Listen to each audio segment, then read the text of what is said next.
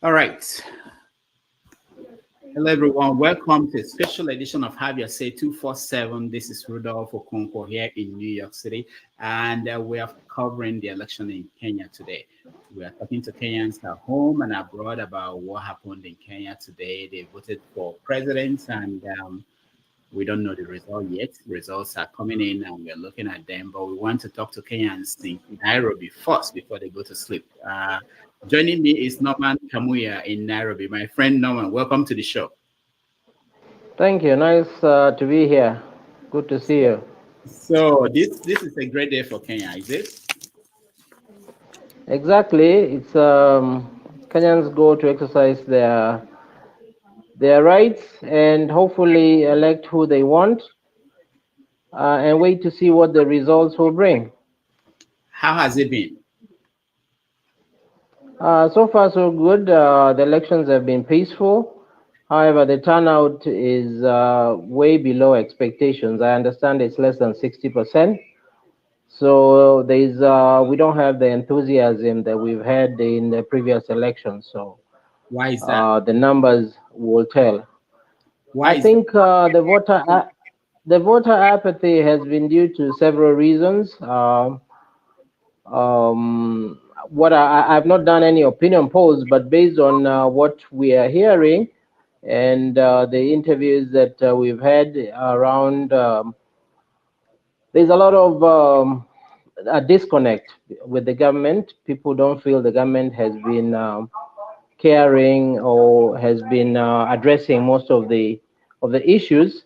Hence, most of the people would stay away, and that's one of the reasons. The other reason is some of the ethnic blocks are not represented as they have been historically, so they feel they don't have the urge to go in and vote because they don't have a candidate. But that is not confirmed. That is just my suspicion so Mm. far. So, but it is a unique thing that is happening today because you have two candidates, and none of them is Kikuyu. So, is that a good thing? It may be a good thing or a bad thing depending on what persuasions you're from, ethnic persuasion. But actually, there are more than two. One of them is a Kikuyu, but he's really a minority in terms of the slice of votes that he will get. He's not a leading But candidate. the leading candidate, yeah, he's not a leading candidate. The leading candidates are not Kikuyu, but they have chosen as the running mates uh, individuals who are Kikuyus, and the hope, I believe the hope will be or was to bring the Kikuyus on board. But based on the fact that there's no Kikuyu candidate, you would imagine that there is a section of the electorate that has chosen to stay away, hence the low voter turnout. Mm. Now, so the papers we are framing this contest as one between the hustler, which is William Ruto, the deputy Mhm, president, and the dynasty, which is Odinga. Uh, mhm, what is the meaning of mhm. that? Do you appreciate that? Or do you think it's right? Well, those are loose terminologies that are used or vehicles that are used uh, to midwife their candidature. We don't believe that those subgroups or those two entities have any political persuasions, but as they are vehicles of convenience. Hence, you will find that any discerning citizen who does not see any value proposition from any of those quote parties will choose to stay away, and that's why I feel they what I would call the elite have chosen to stay away because they feel that those are just a nomenclature that is used just to facilitate the election. But yes, the Ruto has defined himself as a hustler, but in the true sense of of a hustler, he's in the ruling elite or ruling class. hustler in this part of the world is used to denote somebody who is barely making it. But this is far from the truth from for Ruto. But for Raila, of course, his father was part of the ruling class or elite. So for some reason, you can loosely term him as part of the dynasty. But he's not been in the center of politics. He's been more of a dissident or of an entity that was opposing the status quo. Mm. Now, what about the issues? What are the main issues that are kind of making voters come out? Those that came out. What are the main issues? What are the main issues that are making voters to come out? To vote, yeah. To vote. I think there is no clear definition as to what each party is pushing for in the strictest terms of party definition. But most people feel there is some element of how would I best say it, giving back to Raila for having failed to win the election 3-4 times. So there is some sense of him deserving to be a president this time. So I feel most people who will be voting for him feel that he's done enough over the years for the country. He's been part of the what we would call the second liberation when we were fighting for democratic space. But for Ruto, I really don't know why a huge margin, cross section of the population would vote for him, because most of these vehicles that they are using do not have a proper. He's used a loose term, bottom-up economy, but if you critique the principles behind it, they are not well defined, and they've not been articulated well to where a citizen would say, yes, I'm going to vote for his hustler vehicle because it will bring ABC to the table. Mm. Okay, so in about you, did you vote?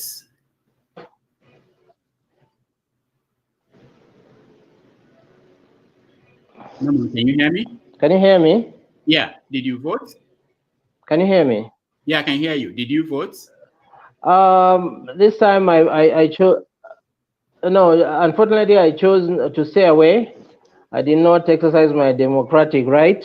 I let other people vote for me, and I'm part of that minority that feels the disconnect with the current political elite. Or is it that you don't think your vote will count, or that none of the candidates deserve your vote? Part of it is what I would call voter fatigue. We voted, and of course, the last government has made some strides in improving the economy, the infrastructure, and all that. But there are major issues that have not been addressed by both candidates in terms of corruption issues, inequity between the haves and the have-dons, a clear distinction between the parties. We don't feel these are parties as you, in the strictest term of a party definition, like you have in other countries where you would have, let's say, a Democratic Party versus a liberal or a conservative. They are basically organizations that are being morphed for convenience, and for that reason, we are not sure what the entity represents. But of course, we have our own preferences in terms of who the better candidate should be, or who should have been on the ballot, and for that reason, we keep those reasons to ourselves and choose to abstain. Now, the president did something that we have not seen in Africa or anywhere else in the world. He abandoned his deputy, supports the opposition leader. What was the reason that he gave, or what is your understanding? What happened there? He has never come out explicitly to give a clear direction as to why that is, but there are all kinds of suspicions, and that's why I say transparency is part of the issue that the citizens are concerned about. We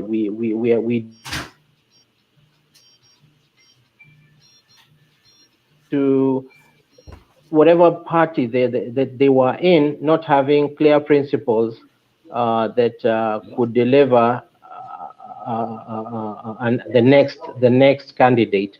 So it looks like these were candidates of convenience, or what we call political marriages, and that's what we are known for. It's unfortunate that they are not organizations that are grounded on some political discourse that can be clearly defined. Now, what do you think about the other candidate, George Wajakoba? Is it George? Wajakoya, Wajakoya, yeah. Wajakoya. Why is he not getting traction? His last name is a tongue twister. Yeah. Why is he not? People were rooting for him outside of exciting to cover. Can you hear me? Yeah. I did not catch your last question. So I was saying, why didn't he gain traction? People thought he was exciting to cover and he had new ideas.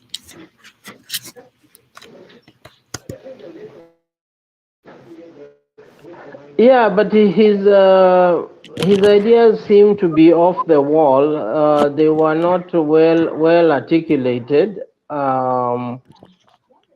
And they were not what I would call middle of the road kind of ideas that any serious political candidate would vouch for. So, yeah, he was what I would consider to be the comedian in the party. All right. Now, what do you hope to see in the next few days? When are we expecting the final results? Unfortunately, there are some areas where the voting has been postponed due to some logistical issues, technical issues, and that should delay, may delay, I'm not sure, but we are hoping that we can resolve this within the next 2-3 days and move on, and hopefully come up with a government that will address some of the issues. We just hope that we'll continue in the path that we have, and stem out some of the issues that have grappled the political class. Have you been seeing any results, and what are you seeing? Yeah, so far it's too early. We just they've already started streaming the results from a few polling stations, but it's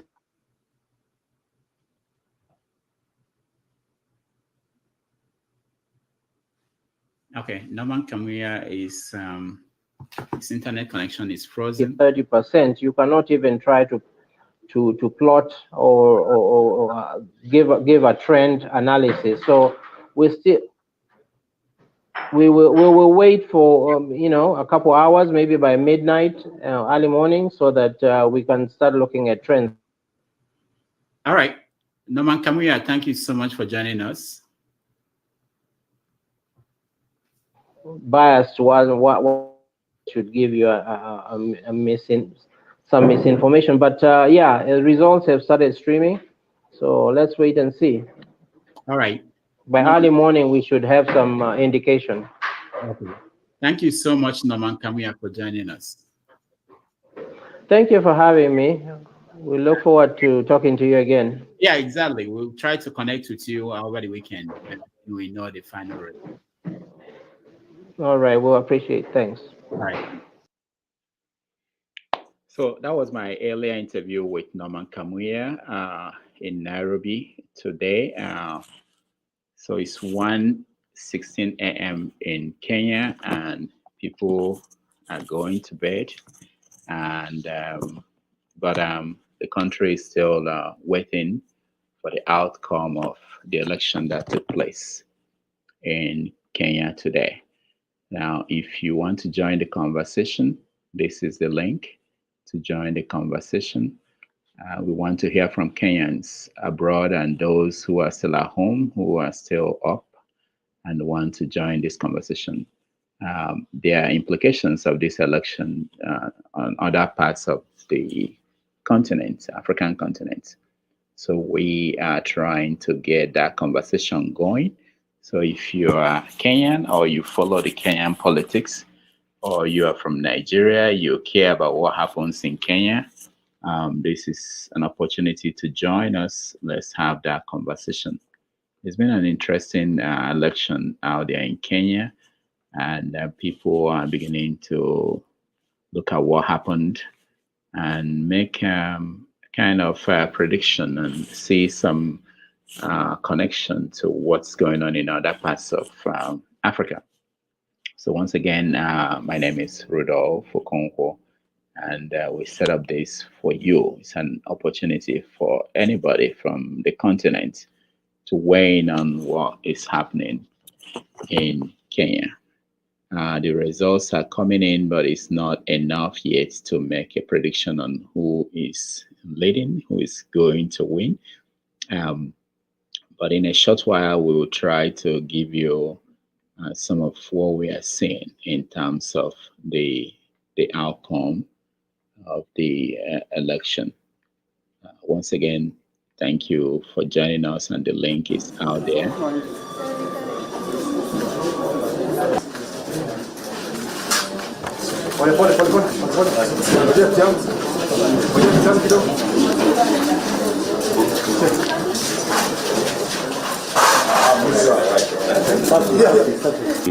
I feel very good that after so many months of campaigning and speaking to the people of Kenya and selling our agenda and our manifesto and having discussions across the country, this morning it's D-Day and we have come to vote. I am very confident that the people of Kenya will make choices that will take our country to the future.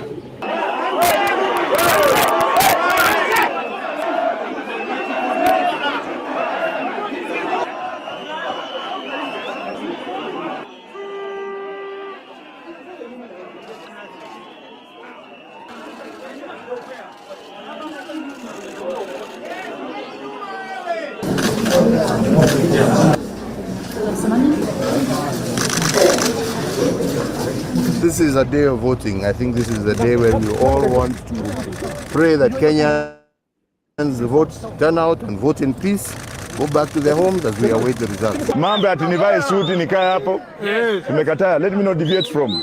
Hii kura nimenyang'anywa. Na nimenyang'anywa hii kura kusudi. Tumeona. Maana Kakamega County, especially Matungu. I have already cast my vote, and it's an exciting experience to know I'm exercising my constitutional right, and to come and seek this opportunity whereby I can carry on with the agenda which was in my manifesto to turn Kenya around.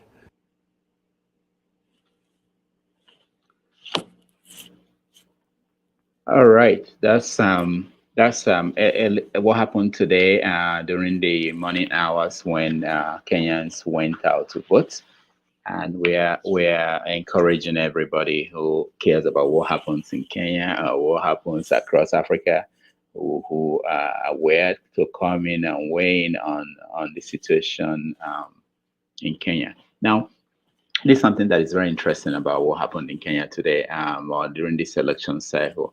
We have a president who basically turned his back on his vice, and picked the opposition candidate as somebody to support. We will get into details. Let's get in Jibril O. Jibril, welcome to the show.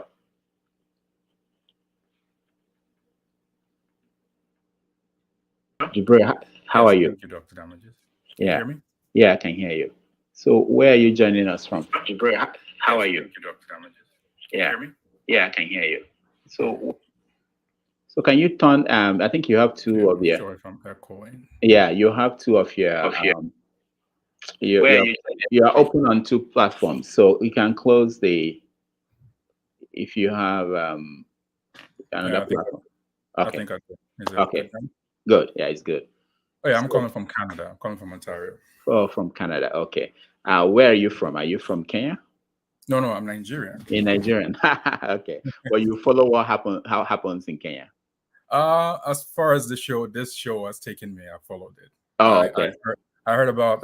I watched Adiola's analysis about how much was spent, and I thought it was ridiculous. Okay. And to be honest, yeah, it's something we should follow as far as Nigerians. Oh yeah. Yeah, because we're sort of doing the same thing, or we're getting to the point where we're doing worse things that they're doing as far as election and spending. Yeah. And it's like almost all African countries are not learning that election democracy is not about campaign, spending money for campaign and just getting there and sitting down. Because that's pretty much what all they've been doing. So I think I would recommend that a lot of Nigerians pay attention to other African politics as opposed to Biden, Trump, all those things, because whenever those come out, Nigerians take it personal. They run campaigns. You see people in the East coming out for Donald Trump and things like that. We should focus on other African countries if we want to be better as Africans. Exactly. Let me give an example. Today, the voting materials could not reach several parts of Kenya, and election has to be postponed in those areas, especially Mombasa County. And that means that, which is something we see in Nigeria, in other parts of Africa. Also, we have the issue of vote buying. There were arrests somewhere in Kenya where people were trying to pay people money to vote for them. But one of the things that I think that worked very well for Kenya today was that the machines worked. Unlike in Nigeria where you go to some, so it's very important that, like you said, our people should watch and pay attention and see what's going on there, what they got right, how did they get it right. I was in Kenya in 2017 when they had an election, the last one. And I saw the process, and it's different from what we see in Nigeria. So I know that our good Lord Jonathan is there, one of the people monitoring the election for Africa, I think AU. So you're right about that. And of course, the guest I had earlier on from Nairobi was talking about Raila Odinga. Right. Being voted in because people felt, it's his turn, it's my, which is something that.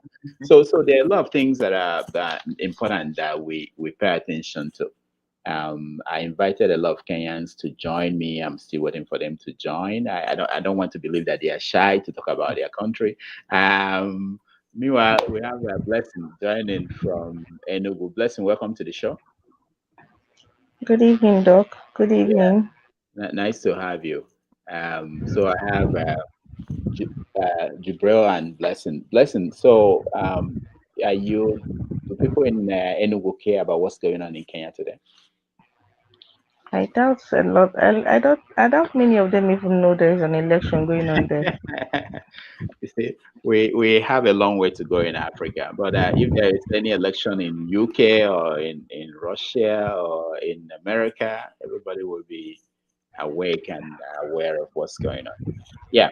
So are you following what do you think about what's going on? I'm a bit under the weather, but from what I've been able to follow, the turnout was massive. It's 56.1 or so. Kenyans think it's not massive, but compared to other places. Maybe I'm looking at it with the Nigerian eye. Yeah, Maybe I'm exactly. looking at it with the Nigerian eye. I don't think it's not so much about the number per se. I did read about people that left their homes as early as 4 a.m., 3 a.m. Mm. just to be able to cast their ballots. I saw um I saw some of our people there. I Mm. saw Yaga Africa there. I Okay. also saw Jonathan there. And I think for me it's it's it's it gives me it made me feel as if 2023 was closer. I could just I just wish I had a remote to just press PM and we're in 2023. I want to check something. If this kind of excitement they feel they feel the excitement was on their faces. They were like, we're going to cast our votes, we're going to I'm like, now wow. So not be only us this thing they do like this. She not be only our own bad like this. I just I wish them the best. 56% is not bad if you ask me. It could Mm-hmm. be better, but it's not bad. Yeah. It could be better. Jibril, I'm looking at the results now.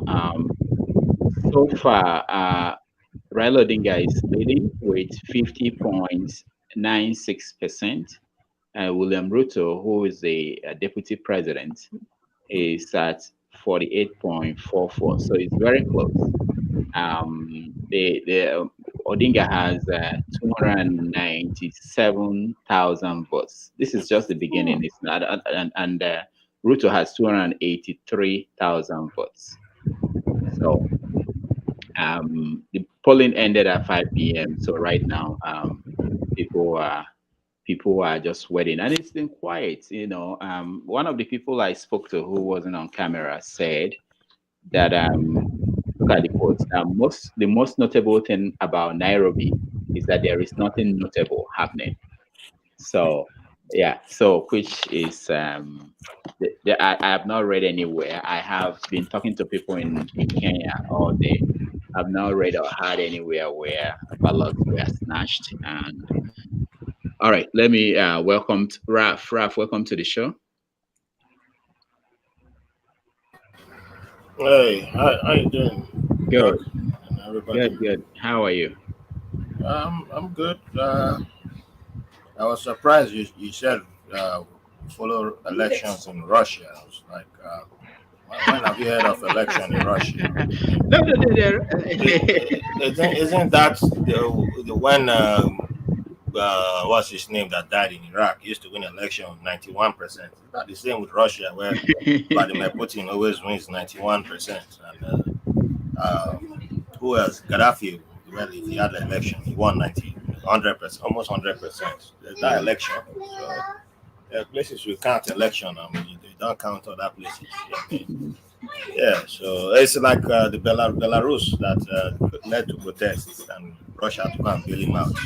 So yeah, but yeah, I don't know. I wouldn't have even held this program today, to be honest. I would have waited till tomorrow, next tomorrow, because No, the plan was to talk to people who were voting, to talk to oh, reporters okay. who were there.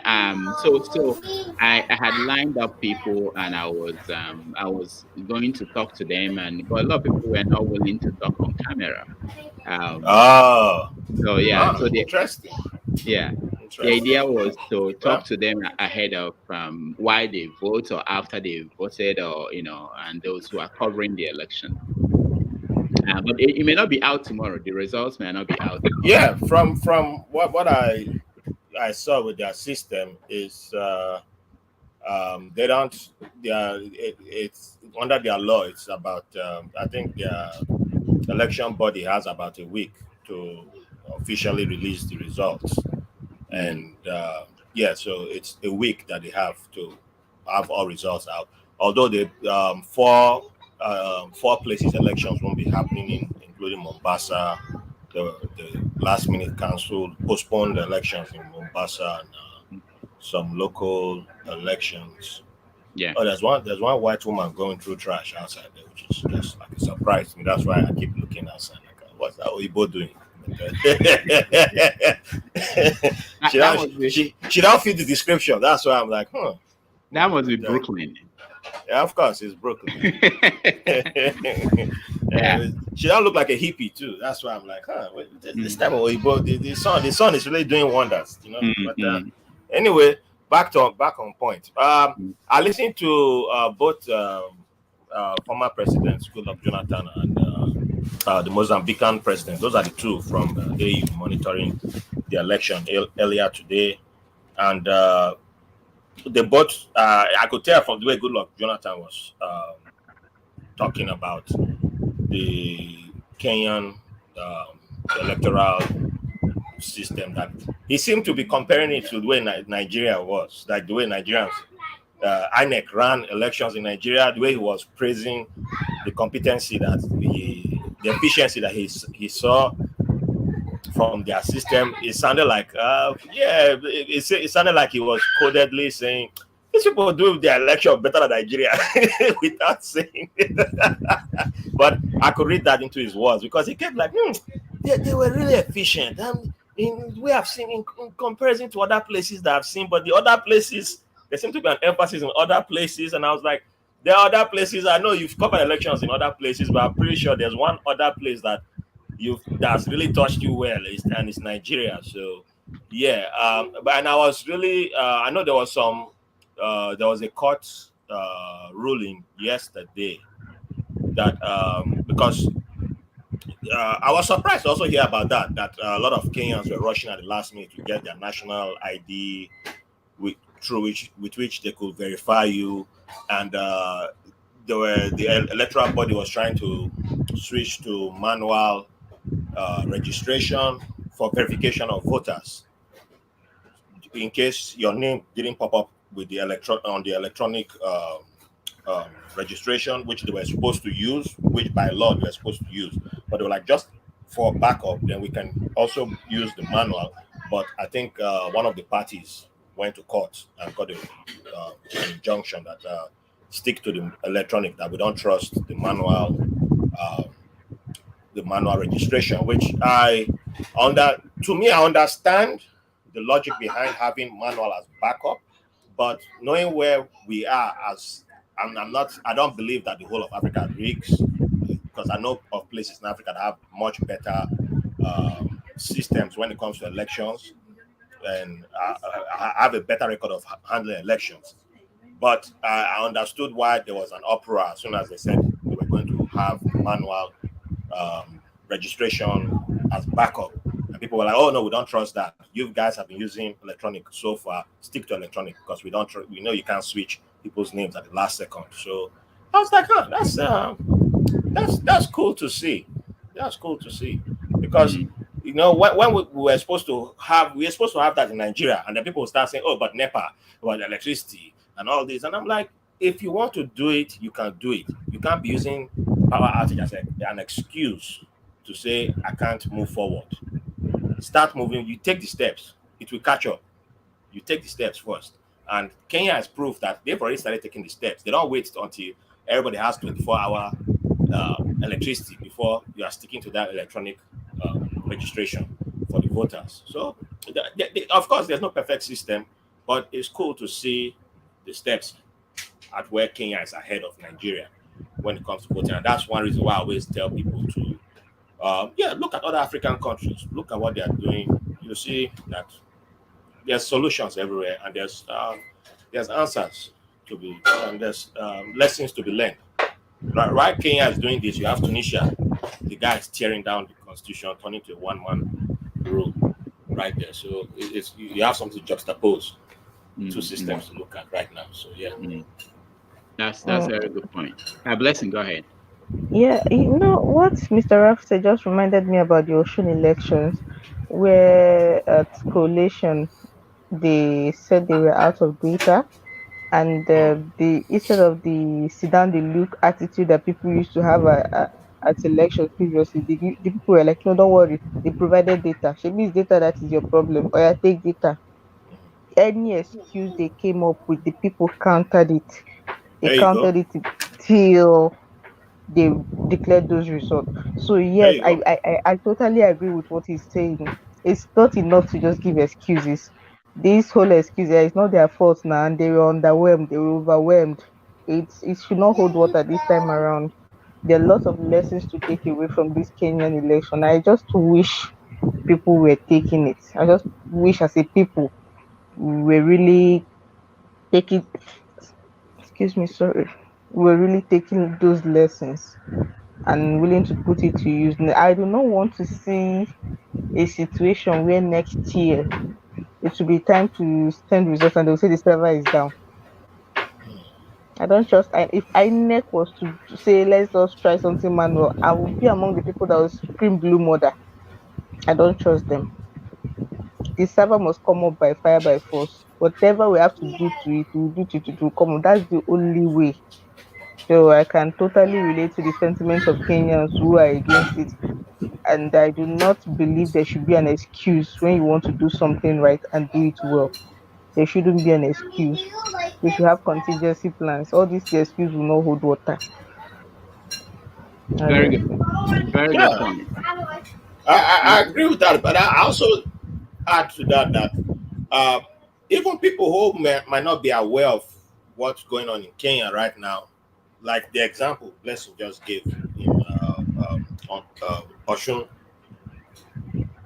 they're already taking steps without even knowing it that they are affecting the change, and that's one reason why I always push back when people try to be like, "Oh, we must wait until there's a perfect system. We must wait until everything is great before we can move forward." I'm like, no, people if people are fed up, there's always solutions. There's more than one option available. That's why I always say there's more than one option available. If you say, I don't like option, I don't like what's in front of me, you have like 3 options to choose from. You have 10 options. You stop going by only one way. So I wasn't even aware of that. Sorry, my daughter is also giving a political commentary here. I wasn't also aware of that the story that Blessing just shared about people providing data. Yes, if you say data is you're running out of data, here you go. That is part of the activism that is needed. That is part of people taking charge and saying, we know that you the some of and one thing we must remember is that a lot of electoral bodies are underfunded in Africa. That's part of the voter suppression. That's why I tell people, like when people look at America, and we always talk one way about American electoral systems. We leave out what the Republicans have been doing, which is a lot of the voter suppression. And then the same people will come to Africa. A lot of them are like buddies. And then you see like Putin comes to Africa. A lot of these people suppress the electoral bodies. These things play out. INEC is underfunded. Whether you like it or not, INEC is intentionally underfunded so that INEC cannot perform at full capacity. Because if it performs at full capacity, it's not good. The one man who's just can't stay in office, is always traveling up and down. He can't be in office. He won't win elections. So you can't give INEC the money that it needs. You can never do that. It's against your interest to fund INEC properly. But the people who want to make sure that the right person wins have to step up and say, hey, we want an election to take place here. This is what's the excuse? What is going on? Oh, there's no power. Okay, if it's a baba, bring your generator. Who's the nearest person that has a generator? Bring a generator. We'll bring fuel. I mean, when it comes to catching a petty thief and lighting the thief on fire, where does the fuel come from? Fuel comes out from magic. Pow, fuel comes out. So you can do it when it comes to your voting rights. You have to be ready to fight. It's not going to be an easy battle. Just as we keep saying that whoever wins, it's not going to be easy. If the right person, a good person wins, it's not easy. The challenges will be there. The challenges also comes for the people voting.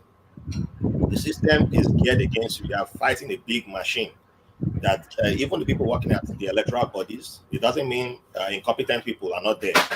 But if you have a competent person, that competent person has the whole wall pushing them, like choking them. So they're also fighting against that too, because Oga at the top can give orders, and then the one who's like, they're not giving me enough material. What can I do? And all this. So there's so much that's going on, and that's why people have to stay on their toes and fight in different ways. And I'm not saying go and throw blow, like if you need to throw blow, that's a little different.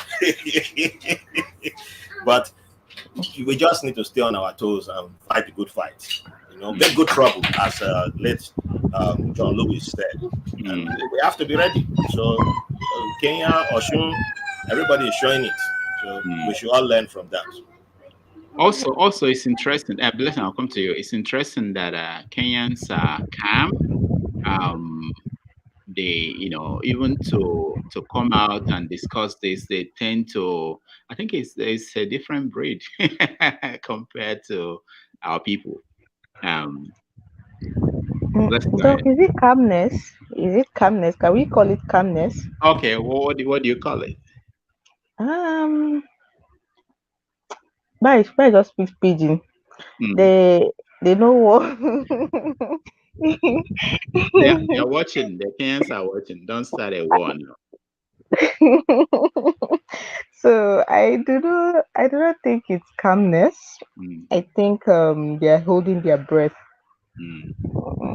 I wouldn't call it calmness, because if it was calmness, they will calmly come on the show, calmly talk, calmly do everything.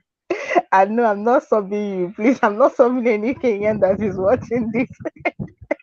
I am not subbing you, but I'm just saying. Don't provoke me. I'm just saying, if you are calm, you should calmly come. We are calm here. We are in the spirit with you. Come and calmly talk, because this calmness, I don't understand though.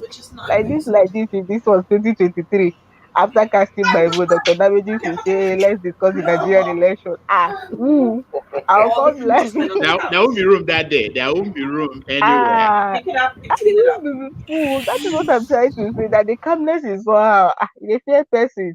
How you want they think they come on top this kind of thing? Maybe it's them, but there's something Mr. Ralph said that I find interesting, and I wonder if it is an African thing. Why do always do things at the last minute?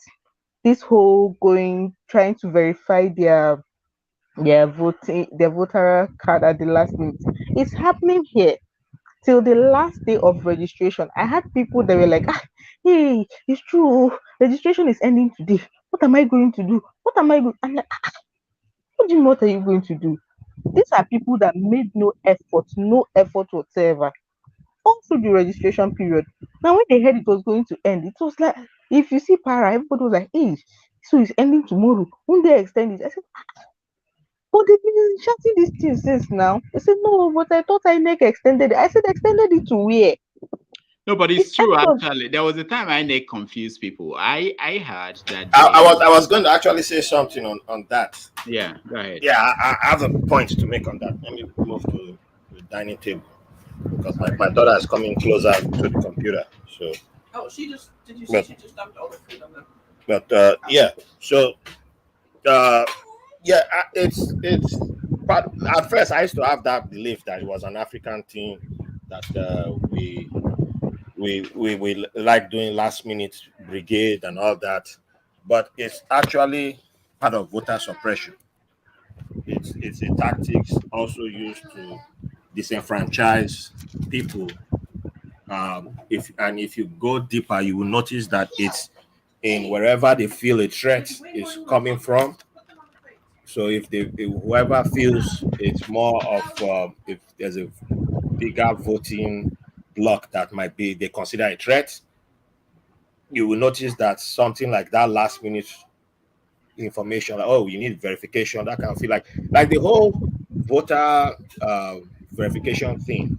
Our system of registering voters is a system of voter suppression. We should have a system like Australia. Like, I don't know what UK's system is, but it should be automatic. Why don't you have it? Why is it not automatic when you get a driver's license? Why is it not automatic as soon as you turn 18? You should have one card and it's there for you once and for all. Why is it that every time? It's only if you do not wish to vote that it should like expire, or like you're not willing to vote. But it should. Why? It's kind of. It reminds me of the whole pension thing, where it's like you're making people go. It's kind of like meant to to discourage pensioners from coming to verify themselves to come and collect their pension, because every time come and verify, people are too old to come and be standing in line, but you make it difficult for them. But you never see generals doing the same. You never see it difficult for generals in the army. You never see it for ex-generals or for ex-presidents or for certain people of certain ranks. It is not difficult for those people, but for those who are of a certain rank and lower in the civil service, it's difficult for them to be verified, because they say, oh, we for some reason we have to verify you all over and all over and all over and all over and all over and all over. And then some people will just give up. If you can afford, if you've made it somehow, you have children who can take care of you, then you figure out life. Something similar is happening with voting, and that's one way people lose interest in going through that process of being verified, because you're like, why I have to go through this process every time? Why do I have to go through? But the moment you now pick interest in voting for a candidate, or I want to take part in my in exercising my rights finally, then it's like, oh, you now are not used to this whole system. You're like, oh, I need this card. Why do you need a national card separate from voters card? From everything is separate. It's one country. What is your passport is separate? This one is separate. Driver license is separate. Why? Everything should be one. Just make it one. Make it easy. If you really want citizens to participate in exercising their rights, make it one. Make it one as easy as possible.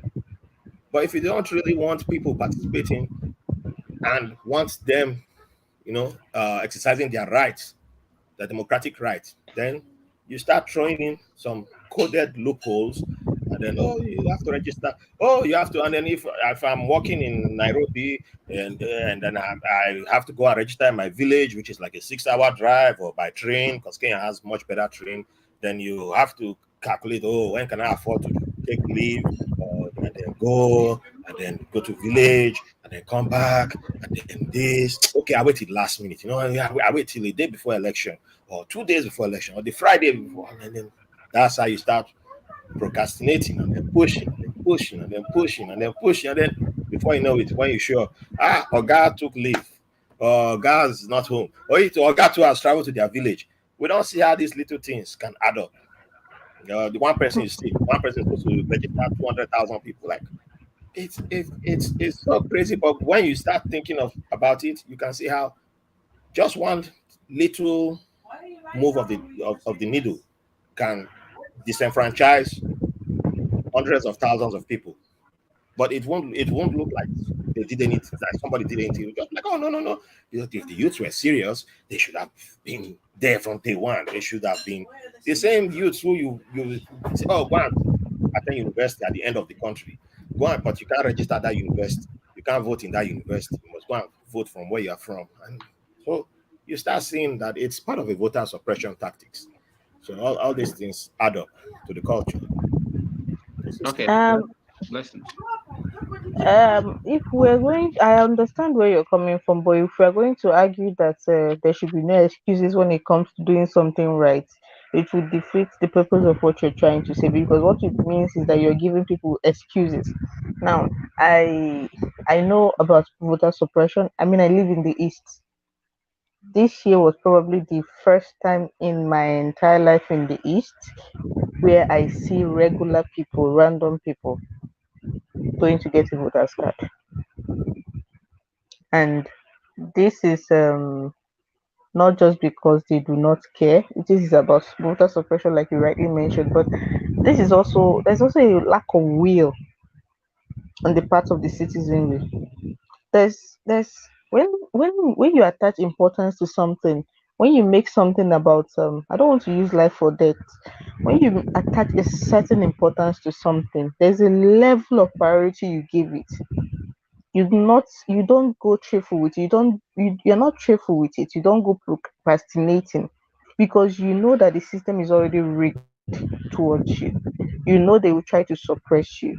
You know that these inconveniences are placed there so that at the end of the day you lose interest in getting your voter's card. You lose interest in verifying it, so that when you get there they will find one. So you have to make the effort even if you had to put in extra effort. For instance, when I registered for my voter's card in 2018, I did so in another part of town, same Enugu, but in another part of town. Now I moved from that part of town to another part of town, very long distance.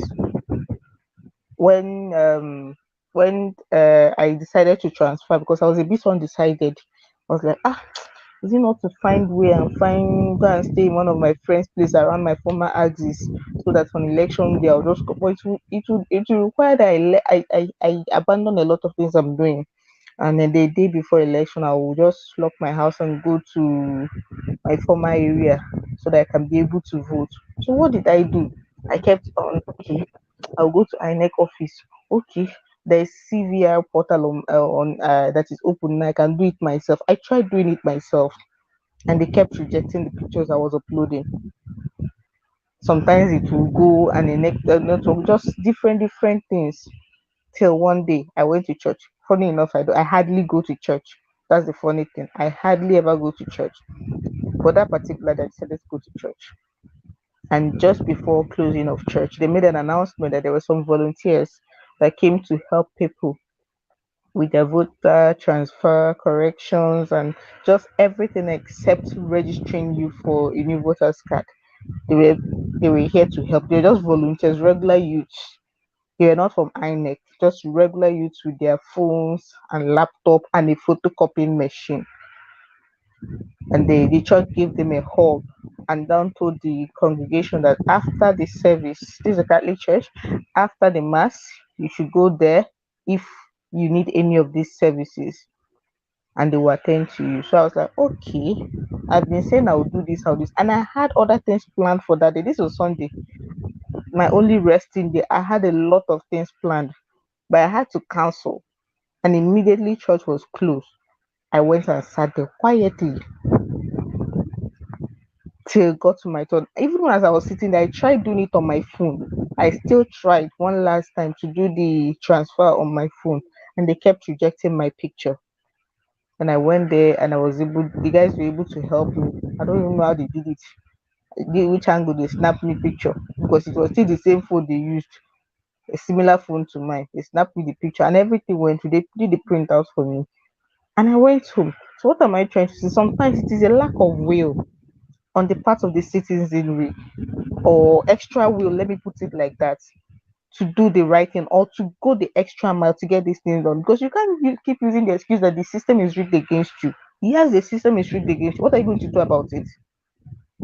Are you going to lie down and take it like that? Or are you going to say no? Let me just sorry, I don't know if I'm allowed to speak Igbo here. No, You go just have ahead. to do it. Yeah.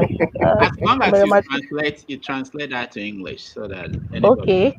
So it should be a case of you do, but the gods no agree you. Mm. So yes, let it be known That that you did your best. You only say gods no I agree, I you I, because but your village people no agree. I okay, I hear you, and I don't. I relate to everything that you're saying because trust me, a few years ago I was using the exact same or similar language. However, I had a guest on my podcast. She was born and raised in Ghana before she moved to Rome and then ended up in the United States. She's much older than I am. And her dad, she mentioned the election Ghana had before um, its independence. So I wanted to verify. And I think was the election in 1951, the general election in 1951. And that was the first time she mentioned what her dad was doing to help people in the community uh, get to polling stations and exercise their right to vote in the first general elections in Ghana. And that was the first time I realized that Britain during colonial rule gave us dropped voter suppression. They did voter suppression. So this thing has not been, it's not something that PDP or APC just brought today. It's the military did it. Everybody did it. It's been there from day one. when you hear language of all politicians are the same, that is part of something that the military kind of excelled in throwing out there. For just $5, and and a bunch of us grew up adopting that language, and what does it create? Voter apathy. And you start seeing people saying, concern me. What you I go vote? Why I go vote? Why not me? I beg you, no matter which change will come. And you don't understand that this thing is a seed that has been sowed for a long, long time. I can play a voice note that I got. Somebody sent me a voice note earlier today because I said he sounded like a Tinubu supporter. So if he should just come out and say it, I don't understand why he's taking me on the merry-go-round. We were arguing. He was trying to argue with me over something. I just said, dude, you sound like a Tinubu supporter. And he was like, well, you go on this Dr. Damage's platform and you argue with people, you shout a lot, and people who are hungry in Nigeria will still vote for Tinubu. Or somewhere, some guy said, people are hungry, people go. Tinubu shares the profit. Is is that from you? All the information. Ken Bijungu is there. Ken, what's the latest across the country? Oh, is that from you, doctor? Is there lots of development? Sorry, go ahead. Yeah. I didn't. Yeah. So he was like, oh, people share. Tinubu shares the wealth. At least I won't be too hungry if I vote for Tinubu. So and I was like, Oga, just say you are voting for the man. Or you are supporting the man. I'm not. It doesn't mean it's your right to say it. And I'm not coming to bite you if you say you are supporting him or not. However, there's options, and if I'm saying this is who I believe is my option, don't come and tell me that because people are hungry, that's you are just trying to justify why you want to support the bad option. You are looking for a justification. It's like somebody I used to know a Nigerian Nazi a few years ago before he moved to Australia. And the first time I met him, I was surprised. This guy, all his Facebook, everything was Nazi colors, Nazi uniforms, and I was like, does he know what it means? Yeah, very educated guy. Very educated guy. That's how he got Australia green card. He was in Abuja. He's from Edo guy. And I was like, I couldn't get it. He had dreadlocks too. And I was like, how they gonna let Nazis would have, you the first person Nazis would have thrown into what they call it, their camp, what's the word? Gas chamber. Concentration camp. You're the first person, but he was like, but you need to understand they were very good at economics and they were good at science. And I'm like, dude. All right. So Raf, this was to justify things. But the point I'm making is that, remember at the beginning, I said, not beginning, earlier on I said, there is the good fight.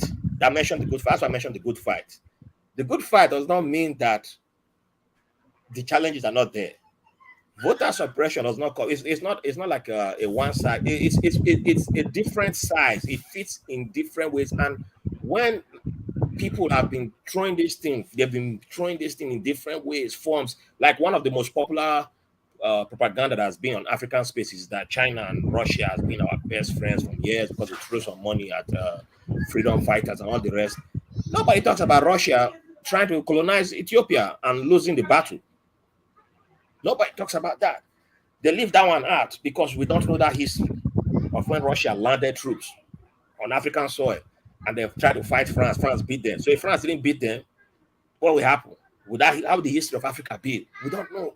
Nobody talk when they divided Africa. We don't forget that Ethiopia was in the room. We say no black people. Ethiopia was in the room. So there's a whole lot of things we can talk about. But at the end of the day, voter suppression is still the monster that a lot of people use. It comes in different forms. It started from white supremacy, but they are now African perpetrators of it, using it in different ways, formats, and like the Nigerian voter suppression, Nigerian youth, adults understand it in different ways from the Kenyans. So when you're talking to a Nigerian crowd, they might be like, oh, no. You know they here.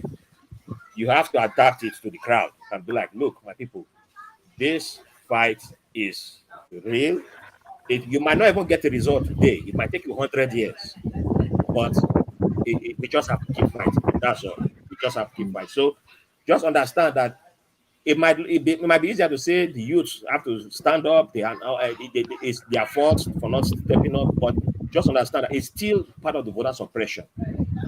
It's still part of it. So me, I understand. I have empathy for people and understand, and I wish they could just all wake up and see that this is part of the tactics to make you fall. But it will still take the right people get into office. So until we start voting the right people into office, it will be there. All right. Let me play a few video about the results coming out of Kenya, and the last time I was in Kenya, and then we do another 30 minutes about Nigeria. I think since the Kenyans are shy about coming on air. Sorry.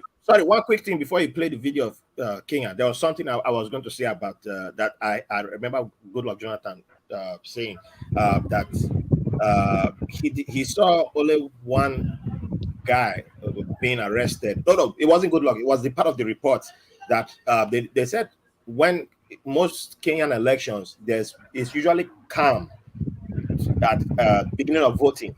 Is after results start to come out that if there's violence, the violence starts to show up. I was like, that's opposite of Nigeria. Yeah, exactly. Exactly. So let's look at some of the report that just came out. Okay.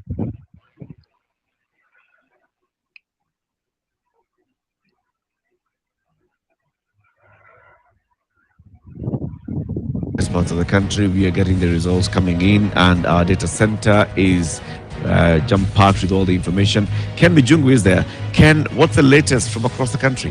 Of course, Eric, you expect there's a lot of development across the country. First off, from the IEBC portal, I'd like to bring to your attention that about only 8,000 polling stations have not reported out of the 46,229, because the IEBC is reporting 37,858. Now, the question at this particular point, Eric, is does this mean that all the Form 34As have been received so they can collect? Well, there's another process that is coming up.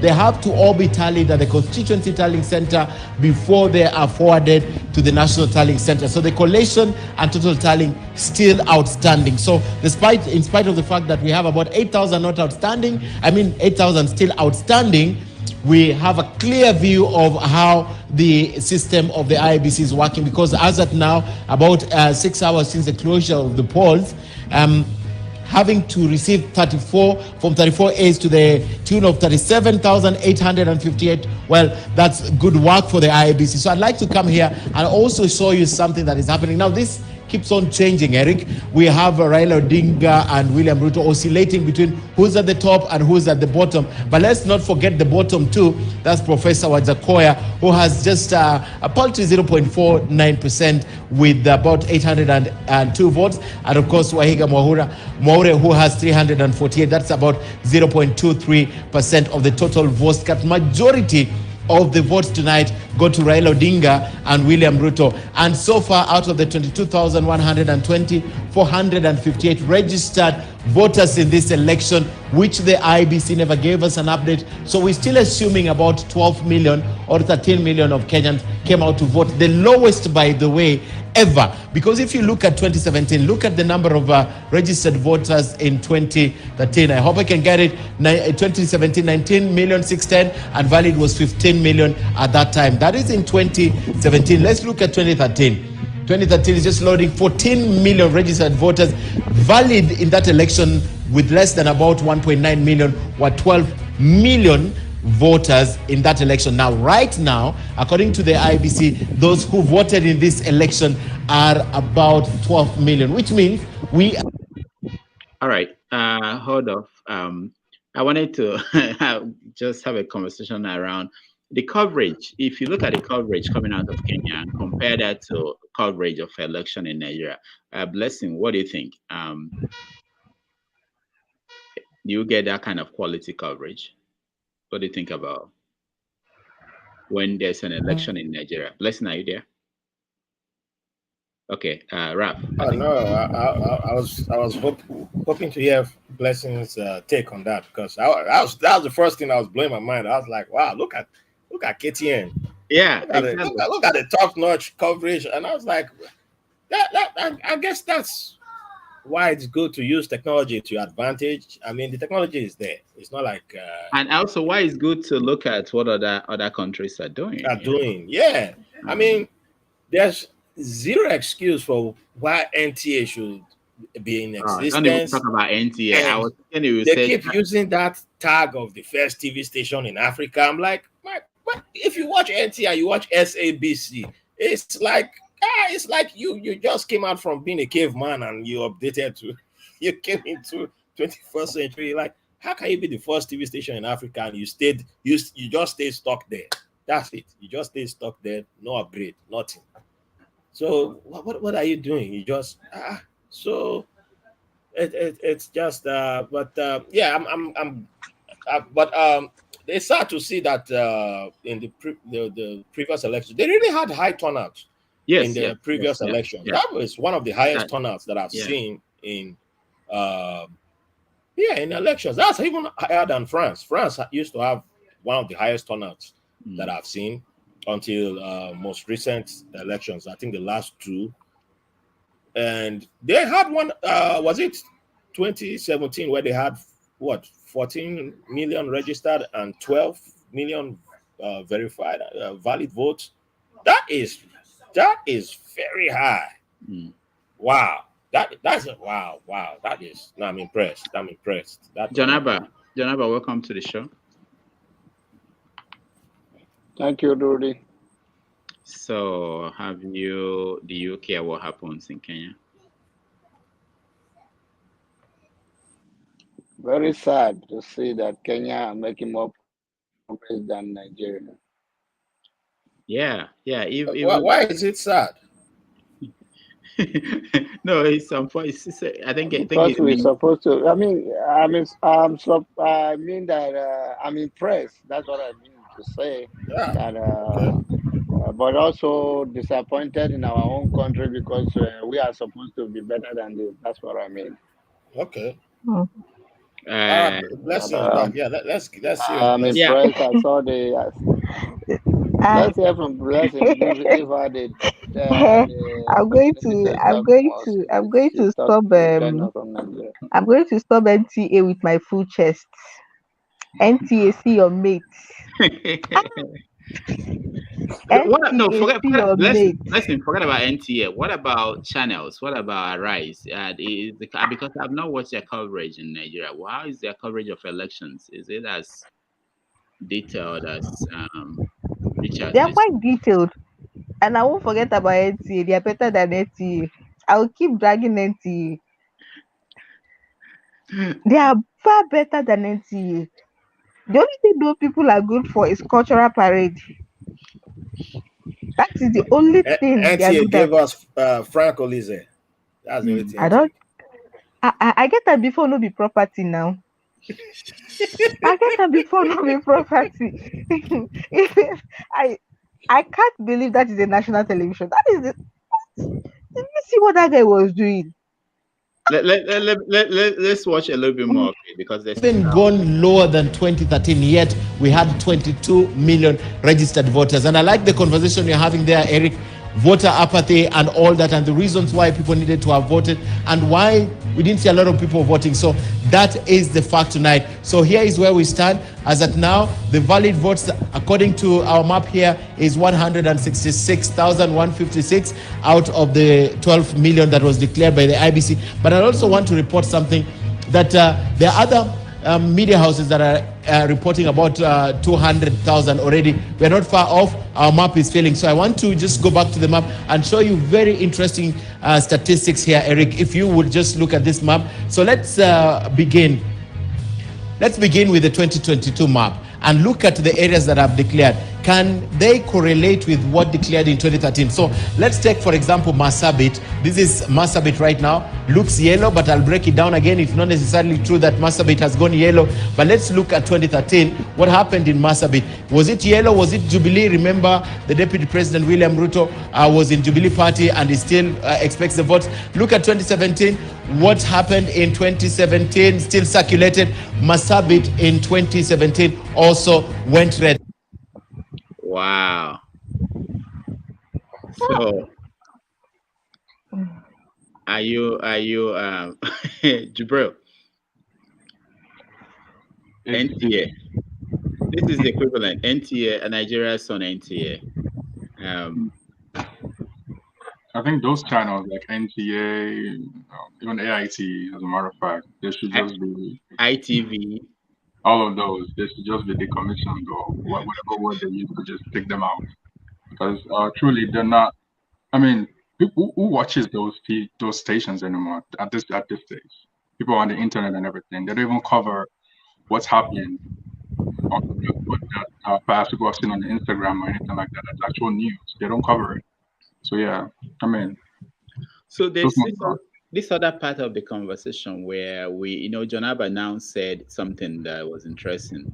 That is unfortunate. It's sad that because we tend to think that Nigeria is a big country, until we look at other countries next door, nearby in Africa, not even going outside Africa, we see how behind we are in everything.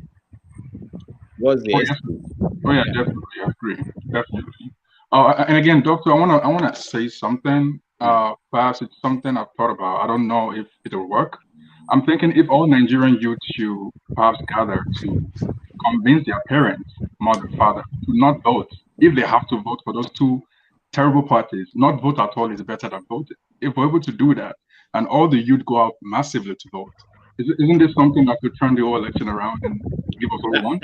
That's a wonderful idea, but I think you've stayed in Canada too long. I mean, how do you just think about it when you were in Nigeria? How do you convince your parents? You can't. Not to It's possible, Doc. I have an older friend. Am I permitted to say friend? I have a boss, a former boss. He's in his 60s. I was speaking to him the last time. He used to be pro APC, and I was like, sir, do you remember when you used to tell me that this man has good plans for Nigeria? He said, no, because you don't say that. I said, no, sir, but you used to say it now that he has good plans for. He said, if it is the Buhari we knew, I'm telling you, he had good plans. But coming back to it, you people, you don't want us to hear what in this election. I said, sir, who is you people? He said, the youth.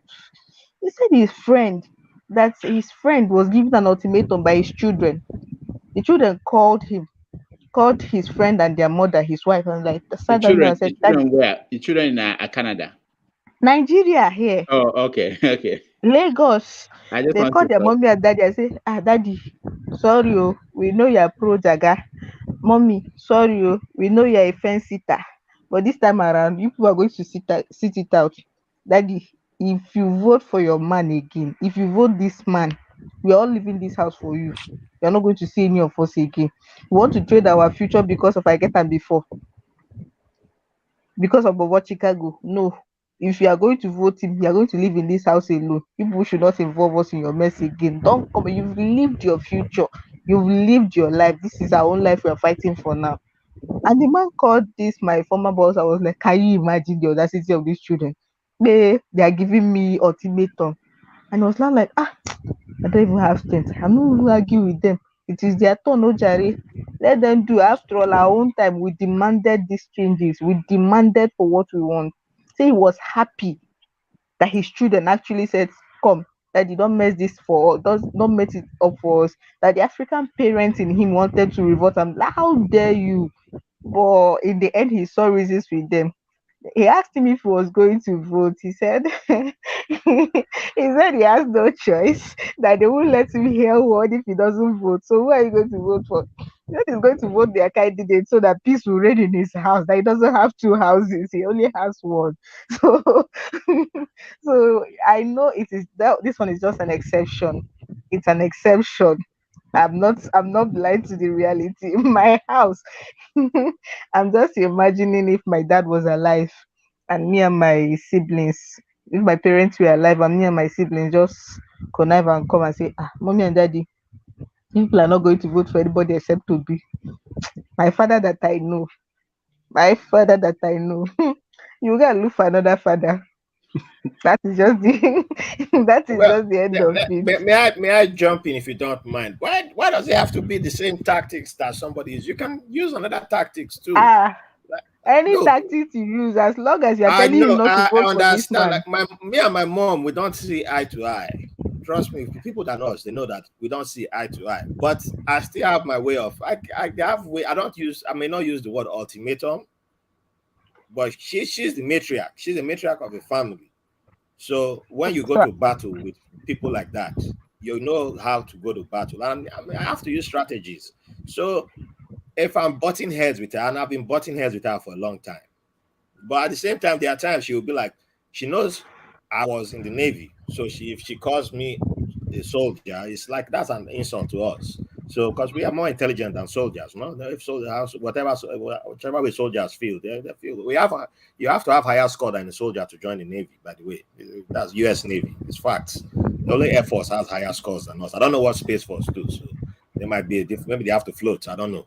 But that's a different thing for another day. But if I talk to her, then if I have to convince her on something, I have to be like, hey, sometimes you have to sweet coach them. And I'll be like, hey, man, is your boyfriend there or something? By the time she laughs, then you attack, pow. And then before she recovers, you've disappeared. Sometimes you have to play it, it's like, I use this line, you know your enemy. But it's not like the person's your enemy, but you know how you are going, you are going to dance with the devil. You don't go and start playing your own music. You play the devil's music now. You know how to be better than the devil at the music. So And if the devil's music will break your waist, Uncle. well, then get sellotape and go. You are going in there. You want to go and you think you be prepared. That's all I say. That's all I will say. But no, there are people for Jubril though. My question to Jubril is, what is this option of you have? I believe you have options, but why is the focus always on the two parties and say if we don't vote, you don't vote for the two parties? Okay, if you don't vote for the two parties, you have the numbers. Why must you say don't vote for the two parties or don't vote at all? If you don't vote at all, somebody will still be in office, and then you'll be mad about the damages being happening, right? Not no pun intended. I got you. Right. Yeah, definitely, Ralph. Definitely, I agree. Shouldn't you be more interested in the youths playing the strategy game too, and convincing their parents to vote who you think will bring in the type of results that you would like to see? Wouldn't that be a much better strategy to go with than sitting it out and then getting mad? Because you will still get mad tomorrow when the wrong person gets in there and starts tearing things down. I mean, I hear what you're saying, but the point I'm coming from is because historically, Nigerian parents, I don't know about other African countries, Nigerian parents are hard to convince with things like this. And somehow they have this sentimental attachment to this older generation of politicians. Even if they know deep down they're not doing anything, absolutely not. You still ask them, they'll be like, especially if they're from the same tribe. For instance, in Milokon, most Yoruba parents now in the 60s, 70s, they'll be like, he hasn't done anything. But hey, Onlokan is Yoruba, they might vote him. But because you've not said anything to those parents that, it's not, if better you know vote at all, that makes you just can't wait. I misunderstood you. working. I get you now. Sorry, I mean, on this show, people have suggested that maybe people are outside the country, or maybe people in Lagos, who most people in the villages depend on, we now use their power of the purse, the money they give to those in local areas and rural areas to make them vote in a certain way. I mean, anybody can tell you, yes, I will do that, but then when they get into the polling session, they do whatever they want to do. But I think the most important thing is doing the work of convincing them, telling them this is the reason, like what you are saying, and leave it to them. To stop them from voting, that one I don't know if I will support people not going at all to vote. But I think I'll lock them in the house. One day sacrifice, doctor. Just one day. Yeah, but I think there should be conversation, and I think if people talk to their parents, they might be surprised at how many people they will be able to convince that Let me say this quickly before John Abba speaks, because I know he hasn't spoken yet. It's not only a Nigerian parent thing. It's I've been fortunate to talk to people from other cultures, so you see a lot of similarities between our parents. It's a common thing, and even if you watch like stand-up comedy on Netflix, watch the Indian, the Singaporean. I can't recall any of their names now, but some of the comedians from Malaysia, Singapore, India, watch their stand-up comedy. It's in English. Hear the jokes they make about parents. It's you can replace the parent with a Nigerian parent. You just, oh yes, you will get it. That's why it's very funny. You just be like, these people are like that. You will get it. So the second point is that no matter the country, older people are more consistent at showing up to the polls than younger people in most countries. So that's one reason why I believe it will be tough to tell them to sit it out, because those are the people who, most of them have lived a lifetime. They've experienced different things. The younger people, sometimes, the voter apathy thing, the voter suppression, it works. It's been working on most of us, and we don't really, we don't understand that it's working on us. So we can sit it out and be like, yeah, whatever, nothing will happen, and all that. But older people still believe, or if they are fighting for something, that's why, like, check out civil rights movement in America. You see the older people like Al Sharpton, who have been beaten how many times? His best friends were murdered, assassinated, lynched, and all that. He's still there to this day. He should be retired, relaxing now, but he's still fighting to this day, because he has seen things that if you and I were to lift that mantle, we'll give up after day one and say, no, I beg. Bribe me, I will give up. Bribe me. It's not easy. So older people are the most consistent voters. Even on the racist side, you see the racist voters. If they say we want abortion gone, 50 years they were voting consistently. We're going to take out the abortion, we'll vote for that. 50 years, they didn't give up. So you just keep that in mind when you come up with a strategy like that. And that's why I say you have to know how to talk to them and be like, hey, maybe you want to come to our side and help us get this win. It might be easier to get them help.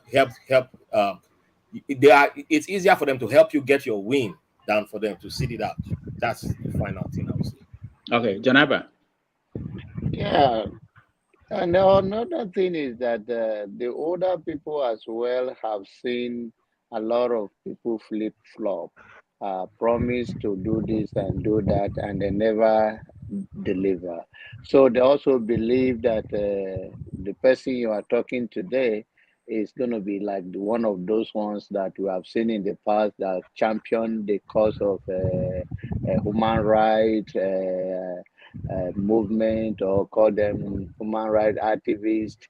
And then when they get to that place, they also change. So the older people have seen a lot of things that make them consistent to whatever they believe. They just don't believe that this person or that person will be any different. So that is that on that side. And the other side of what is going on in Africa, why I said earlier that I'm sad or saddened by the what I saw in Kenya. It's not that I mean it in a negative way.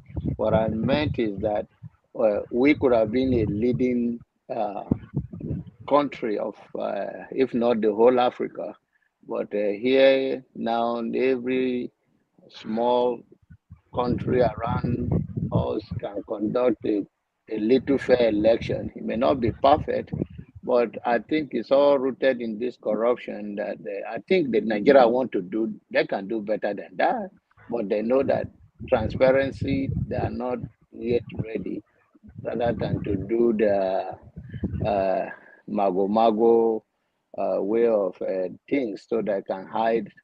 And I think that's why. It's not that they have anything better than us that we cannot do, but I think it's all about the corruption.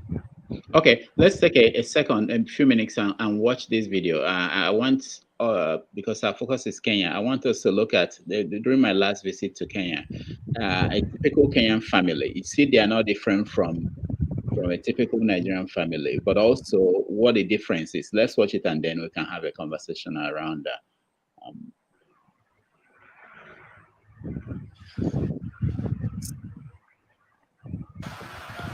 So this is Dr. Damages talking to, what family is this? What's her name? This is Geshiriri's family. My name is Wangoi Geshiriri. Oh, I'm Sharon. I'm Gladys. Okay. What's her name? Steven Chigona. Steven. I am James Mwangi. James Mwangi. Wow. I know one Peter Mwangi. It's my friend. That's true. It's my friend. Yeah. Sasa? All right. So you live in Nairobi? Not really. In Limuru, we just came to. You came to visit. You're a tourist. I'm a tourist too. Thank you. I came all the way from Nigeria. Oh, wow. Yeah, this is my first time in Nairobi. This is your first time? First time, yeah. Okay, and your friends here? Yeah, these are my friends. Okay. Yeah, they're showing me ways, how things are. That's so, how is life? Did you vote? You didn't? Yes, I did. Oh. Yesterday. Yesterday? Yes. Where? In Limuru. Oh, before you came? Yeah, before. It was yesterday, but we just came today. Oh, okay. I came with my family. Okay. We just wanted to have a good time together that's and good. bond. That's good. That's good. Are you in school? Yeah. Okay, and you? What grade are you? I'm in Form 2. Form 2. Class 8. Okay. Class 8. And they are in pre-K. Class 5. Oh, class 5? PP2. I'm 5. Oh, wow. And you? And you? Say PP2? Okay. Oh, that's good. That's good. That's good. So, how are you enjoying Nairobi? Nairobi is cool, and I think it's safe to be even in Nairobi. And I'm hoping for the rest of the people to come back to work. Yeah, that's true. Because that's we true. came to do some shopping, but we missed most of the things because shops were closed. Yeah. So this election, are you hopeful that everything will turn out well? Yes, it will. I'm hopeful to turn out well. And I'm saying for those people who are mature, they accept the outcome. Whatever the outcome is. Yeah, whatever the outcome Even if your own candidates did not win. Yeah. That's what because there's always a next time. Yeah. Even if they are 70-something years. Yes. You can't force people into something they don't want. Just accept and then you work with them. That's what I believe. That's what I think. So when you were going to vote, what were you thinking about? What was the main thing that worried you? Was it the economy, or what made you choose the person you chose? I was worried about the economy, but first and foremost, I'm a God-fearing person. So I believe in God in everything, and I knew things would work out well. And I voted for the suits from top to bottom. Wow. Now, you're talking about God. I'm interested in God too. So you go to church? Yes, I do, on Saturday. On Saturday? Yeah, so that's later day. Oh, I know that. Seventh-day Adventist. The Adventists, I have friends who are Seventh-day. Yeah, that's good. The church thinks that Sunday, Sunday I do some, because God said on the first day you work, but 6 days He's given you for you to work. On the 7th day you rest. How come all the other church they miss that? They don't read well the way it's supposed to be read. I don't understand that. And I think there's confusion. Yeah. And people don't understand the Bible. All right, let me stop there. I wanted to get to where she talked about career for her kids, and you see that it's exactly the same thing. Families, whether they're in Nigeria or in Kenya, but somehow we tend to think that we're different. Go ahead, anybody. Okay, so this from top to bottom is not only in this our country. No, it happens in America too. That's worldwide. That's worldwide. It happens in America. People when she was speaking, I could almost hear APC from top to bottom in my head, and I couldn't help laughing. But yeah, I think sometimes we talk about these countries as if they are from outer space. We forget that we share a lot of similarities. I once mentioned that I grew up in Ghana. I had my whole secondary school in Ghana, and I was privy to at least 2 of the elections. I witnessed at least two of the elections, and I can tell you, the only difference is that they they try to keep things as transparent as possible, and the people, I don't know if they've not had reasons to be, I don't want to use the word violence, but you see this thing that happened in Kenya. That's something Raf was saying about it's been during election. Before election, you see Nigerians getting agitated or during election, but the Kenyans, they wait for the result to be declared. For the Ghanaians, it's neither here nor there. They might get angry if you see a lot of public outcry if their candidate do not win, about a lot of accusations back and forth, then everything just simmers down. Everybody just gets okay. No, but everything just goes back to normal. No bloodletting, no violence, no ballot snatching. It's crazy because they're just next door. It's not even far away, and the reasons they vote, just like that woman said, I was I was so surprised when she mentioned she was a believer. It's almost what a Nigerian mother would say. And It's almost what, Jibril wants to go and convince a woman like that shouldn't vote. that they will try to convince a woman. How do you convince a woman like that it's not about religion? How? Let's just even bring it to Nigeria. How would you tell somebody that believes in her God? Look at you. She told you point blank that all these other churches, they don't read Bible, because if they read Bible, they won't be going to church on Sunday. How do If you you tell this? if you see her comment on Nigerian churches, so you'll be amazed. Maybe I'll play more of that. How do you tell this kind of person that whoever you choose, your religion as a candidate and the religion of your running mate does not matter? How do you convince this kind of person? So these are the issues. We should start really taking these examples as real time example. We should start taking them as what it really is. Things that are relatable to us. It's Kenyans are not from Mars. They are black people like us, they are Africans like us. So if we're going to say their own is different, now it's not different.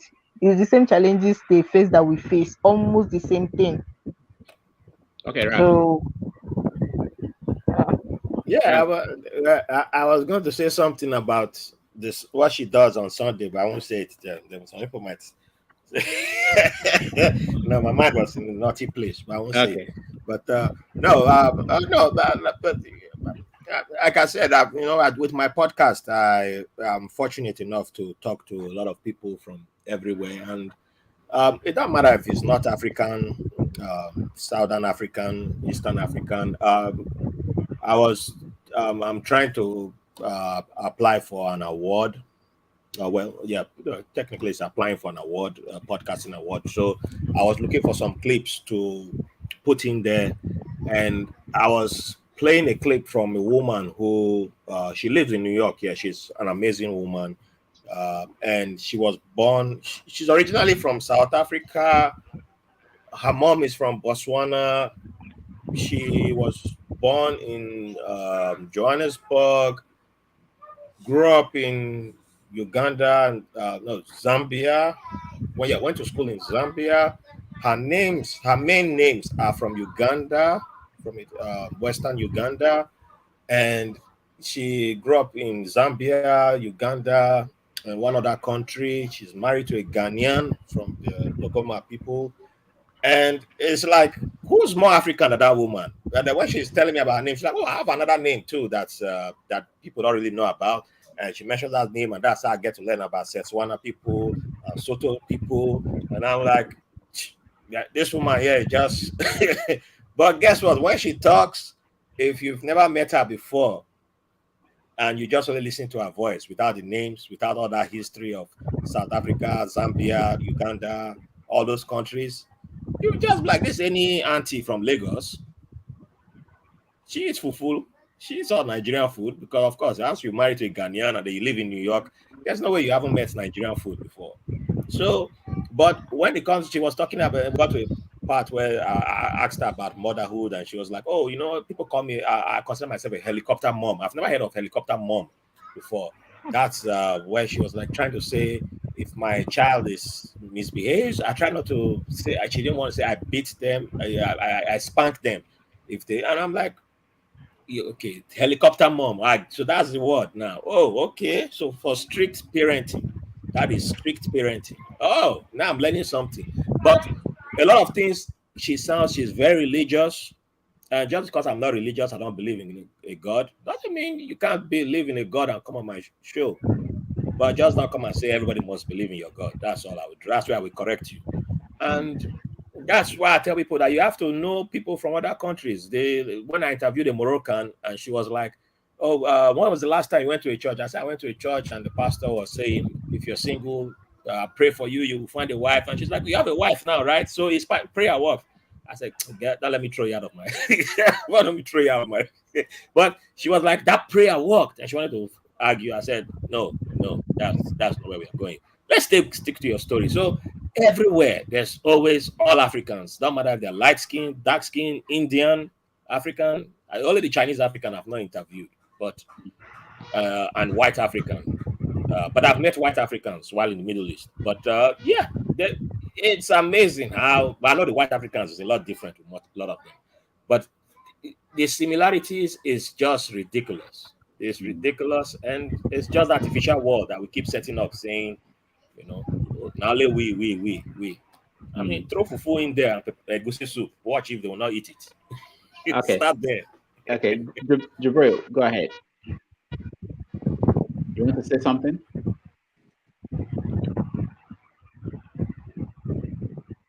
You're muted. You're still muted, Jibril. Okay.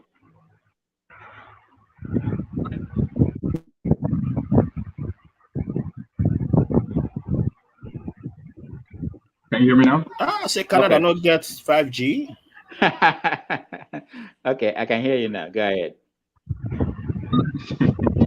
Thank you. Again, I just wanted to say thank you for letting me into the show. This has been one of my go-to places for evening, relaxation like this. I always just think about myself like, oh, let me go and watch them John Abadi. So I'll just now come here.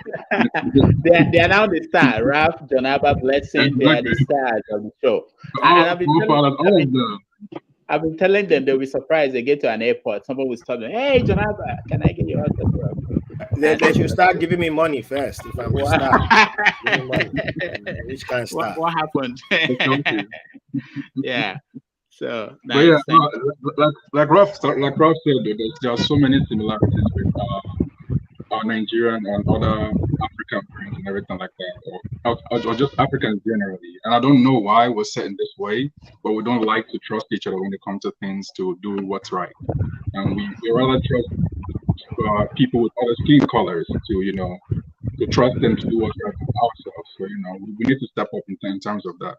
As far as the older generation, the parents and everything, if we cannot convince them, well, we just have to let them know that they are the ones that have been doing us right for a long time. Because like you said, they are the chronic voters. They always go out to vote. And I remember my first voting. I voted Buhari. Let me see. My first vote was Buhari when he entered the first time. And of course, the whole thing was, Jonathan had to go and everything like that. But now we're all smarter. We have more information. We can make decisions for ourselves. And most of the time, even that first time was the parents. My parents convincing me that, oh, vote this person. We have no knowledge about any other candidate. So we know these things now. So we should be able to make those decisions and even tell them that, hey, this person you're voting at, anything, you're only going to give us that 4 years of hardship. Dollar is going to be 2,000 to 1 naira now. So it's going to be horrible if you keep going this route. So we need to convince them that way. So that's my take on that. Okay, thank you. Janaba. I think some of those things is dangerous to democracy. I think because if you're going to be forcing people or saying that you got to do this way, you have to do that way, then what is the free mind to be yourself and to do what you think is good? And sometimes our view doesn't seem to be the same all the time, but we still respect the other people's opinion. Even though you think so, that you saw it so clear that that I'm making a mistake, you still have to respect their own opinion. Now that's what when it comes to those things about the elderly people, people in their 50s and 60s, I believe that everybody should have their way. It's okay. The people that are campaigning, is left for them to be able to come up with what, as people watch them on TV or other social media platform. They should be able to convince them. But I think it's dangerous if we want to be imposing our will on people. Okay, so I want to play one more video from that trip to Kenya, and it will show the impact or influence of Nigeria on the rest of Africa, and then we'll have a conversation to round up. Let me get the video.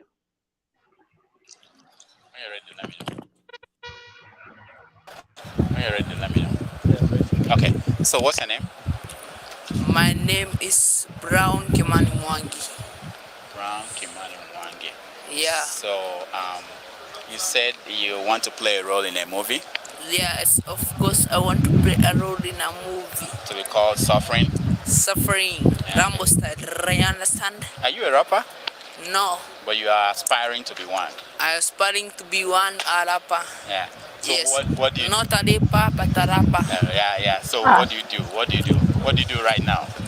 For my basic need, I go to parko, ni uenda parko. Are you Kikuyu? Any. The more you go kuma 254. Aya, Uhuru alishinda 254. Uhuru was announced the president. They just announced that he's the president? Yes. You want him to be the president? Yes, I want. What has he done for you? What did he do for you in the last 5 years? In the last 5 years, he has done for me. He has taken the responsibility of a sufferer to be looked very good. So what did he do for you? Tell me one thing he did for you. One thing he did for me. One thing he did for me is to build a school and a school for the street kid. He built a school for the street kids, so the street kids can stay there. Yeah. Well, you are not staying there. Are you staying there? But I was refused to. I refused to. Yeah. Why? Because of circumstances. I like that, circumstances. What are the circumstances? The circumstances are, I am an addict of money. Money? Money. So when I go to school, I only think of money. Because I have a habit of money. No, so you're not telling me the truth. I'm telling you. You mean something else, other than money? Money? Yeah. I say money. Money. What do you do with the money? The money, I come with the money. I buy food. What else? And buy food. Only food. Only food? Yes. So don't they give you food at school? Don't they give you food at school? If you had stayed at the school, wouldn't they give you food? They give me food. So why are you looking for money then for food? They give me food for going there. So why don't you go there and stay and get money and get food? Food, food. Or you want something else? Tell me. There. I'm a doctor, You're a doctor?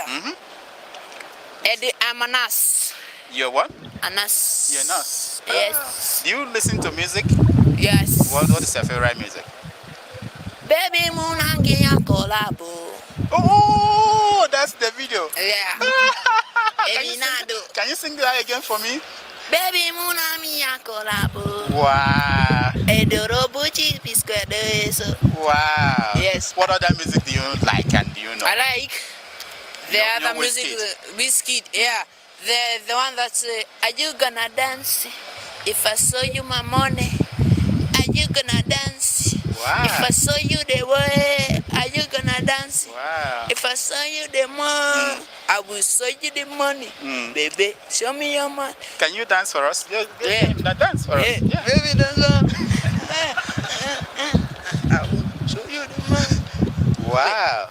Don't put me in television. No, you're not. You're going straight to the movies.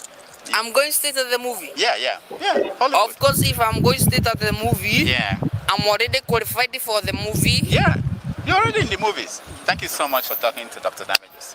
Doctor? Damages. Damages. Yes. Say that. Say you're watching Dr. Damages. You are watching Dr. Damages. Where are you? We are in Jamia Mosque. In Nairobi. I miss him. You know, he was one of the most fascinating people I met in Nairobi, Kenya. Amazing. But everywhere I went, I saw the impact of Nigeria, the influence of Nigeria. They follow our churches, our music, our stories, our history. I think there's something we don't do very well. You know, we don't play. Our politics is not as refined as it should be.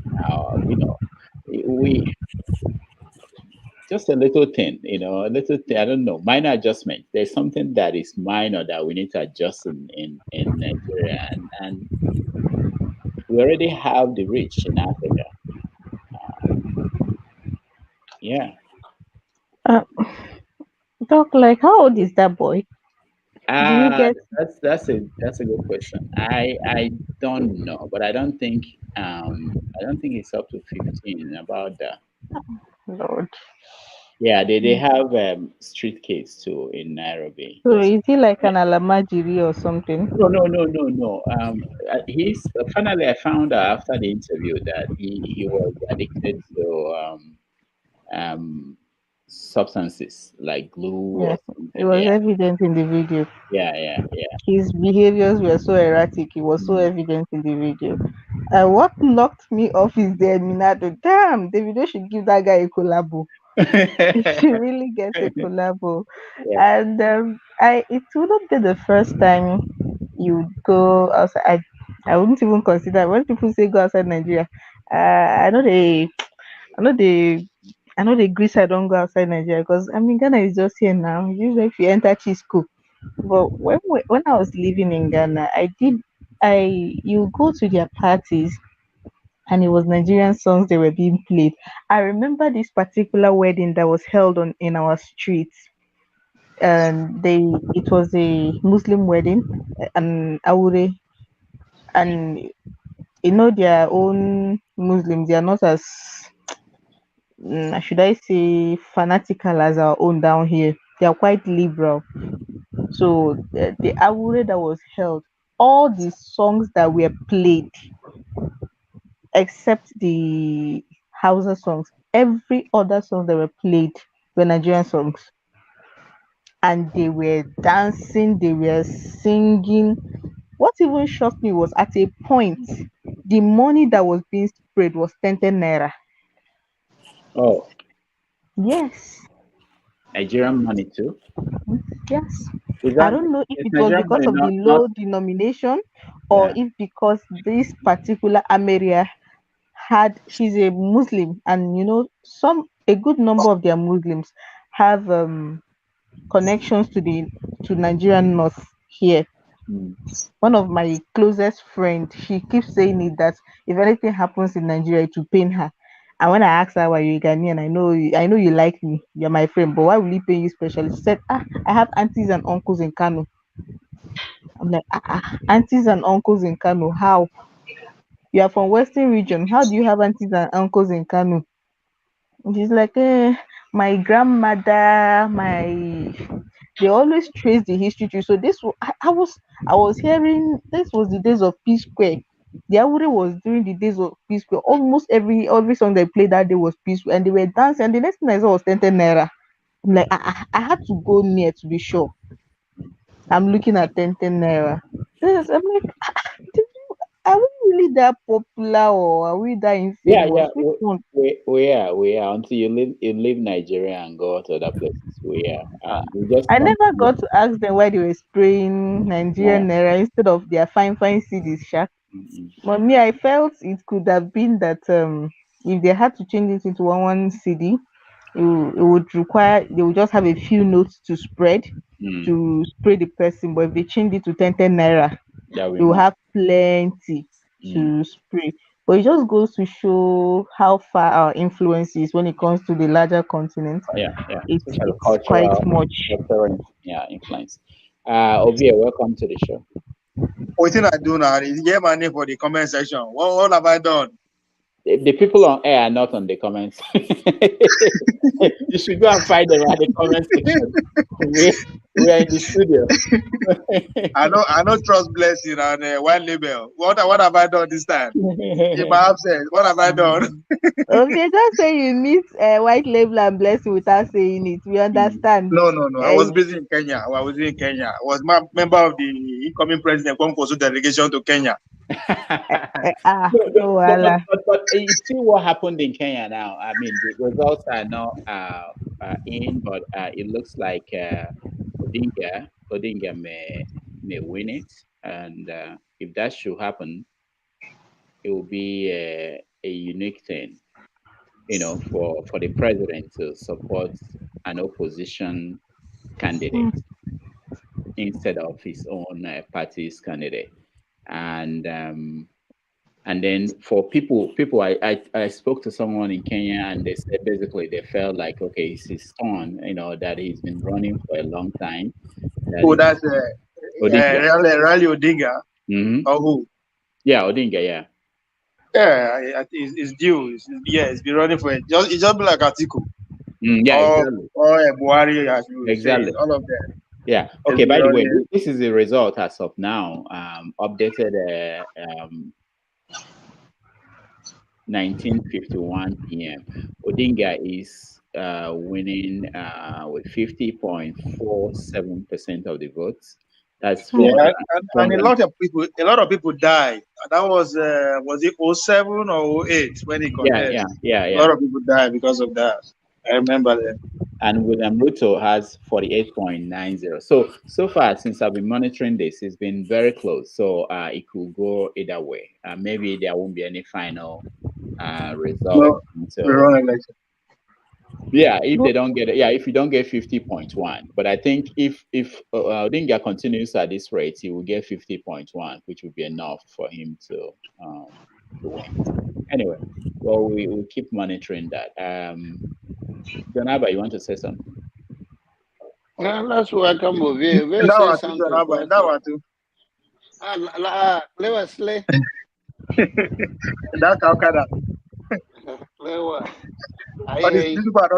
are not Nigerians. They don't speak Nigerian language.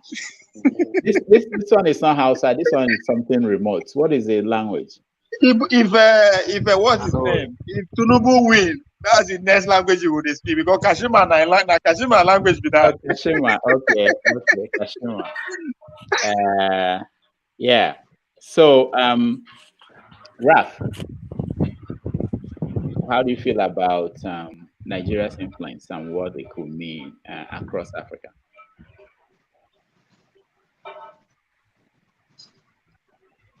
Yeah.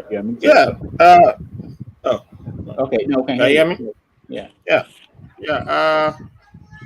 It's two things. It's always been the influence has always been there. I mean, from the days of Fela, I think that was the beginning of Nigeria's pop culture influence, and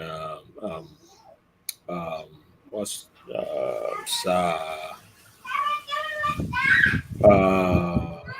his name that appeared on Frank Spencer's show? There was one episode with Michael Caine, like he always liked to tell us. Okay. The Kwankwaso. I almost called the Kwankwaso.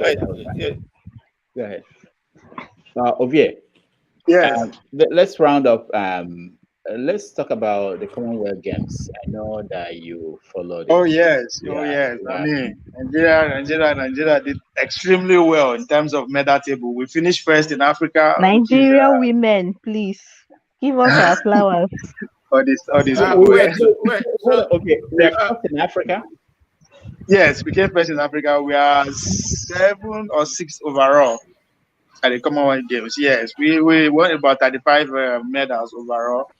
And yes, blessing. Yeah, I give it to you, Nigeria. I think on the track, I think out of 10, Nigerian ladies drop about 9 medals. So it's expected. The men work on them very well. So don't just say now women. Now we they train them. The men are still busy dragging head of fish, planning how to be recruited into the army to eat agbado and corn. May I ask a question about this Commonwealth Games that is going on? Because that's one thing that confuses me. You know, when people they shout this, the West attack America and all the nonsense, and then in our march go to attend Commonwealth Games. What is Commonwealth Games about again? What is it about? Now the Commonwealth nation now, we where the British they see the shit for our head. All the countries that are under the Commonwealth. So now then they come down. So you know they go acknowledge your colonial master, right? Right, you're right. I can't disagree with you on that. No. I'm just confirming because it just seemed weird because one moment it could be like say with the form gra on internet with too much, and as soon as we win one gold medal, hey, Nigeria. Anyway, that aside, make I just talk my no, I'll be true Nigerian man. Anywhere the influence. Well, that's why I mean, now you know they watch EPL. I know they watch. I'm forever Nigeria. But if you like the half-time Nigeria or middle time, they consign. But my point is, back to the influence thing. When I was in Bahrain in 2010 into 2011, when I arrived, that's when I began to see. That's when P Square. That was the first time I saw P Square blowing up.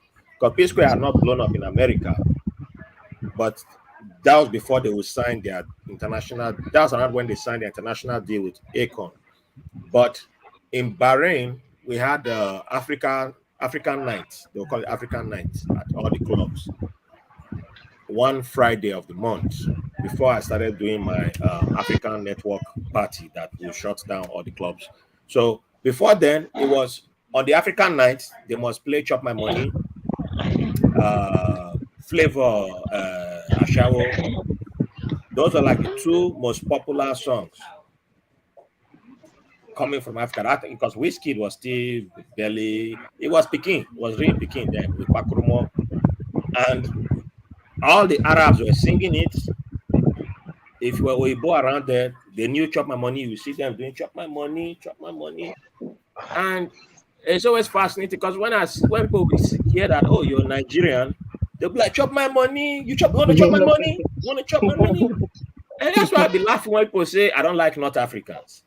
I don't like Arab people. I'm like, if you have not traveled and you haven't met people, if you only met the bad ones, if that's all your interaction is with, then yes. Are they bad? Well, of course, they have a very bad system that's literal slavery there. But Thursday is their Friday. Thursday is their Friday. And every day, clubbing day, they had P Square, Flavor, even started slipping into regular clubbing days where you are playing American regular hip hop because Europe house music was popping there too. DJ would just insert Chop My Money, and you just say Chop My Money, yay! Chop My Money. They do the Chop My Money. That was the introduction. So when I would start doing my own African parties where I was doing my African get-togethers, it was easy for you. As soon as you play Chop My Money, all the Africans that were there were just, this is my musical. I love these P Square people. It's my people. It's like I know them. I'm like, why I know these people? But I think the little thing that Rudolph you were alluding to, for me, I think that speaks to where I always fought the people, the leaders from independence and everybody, when we always blaming one side, but we fail to acknowledge one problem that Africa has. Africa is the only continent where we don't trade with each other. Every continent, you see, like America's biggest trading partners are Canada and Mexico. You're right next to each other. Makes sense. China's biggest trading partners are right next to China. It's not, you have big money that they make from America, but they are Japan, all of them. That's why, even though they still be threatening Japan, we'll shoot you tomorrow because of you colonize us, all that stuff.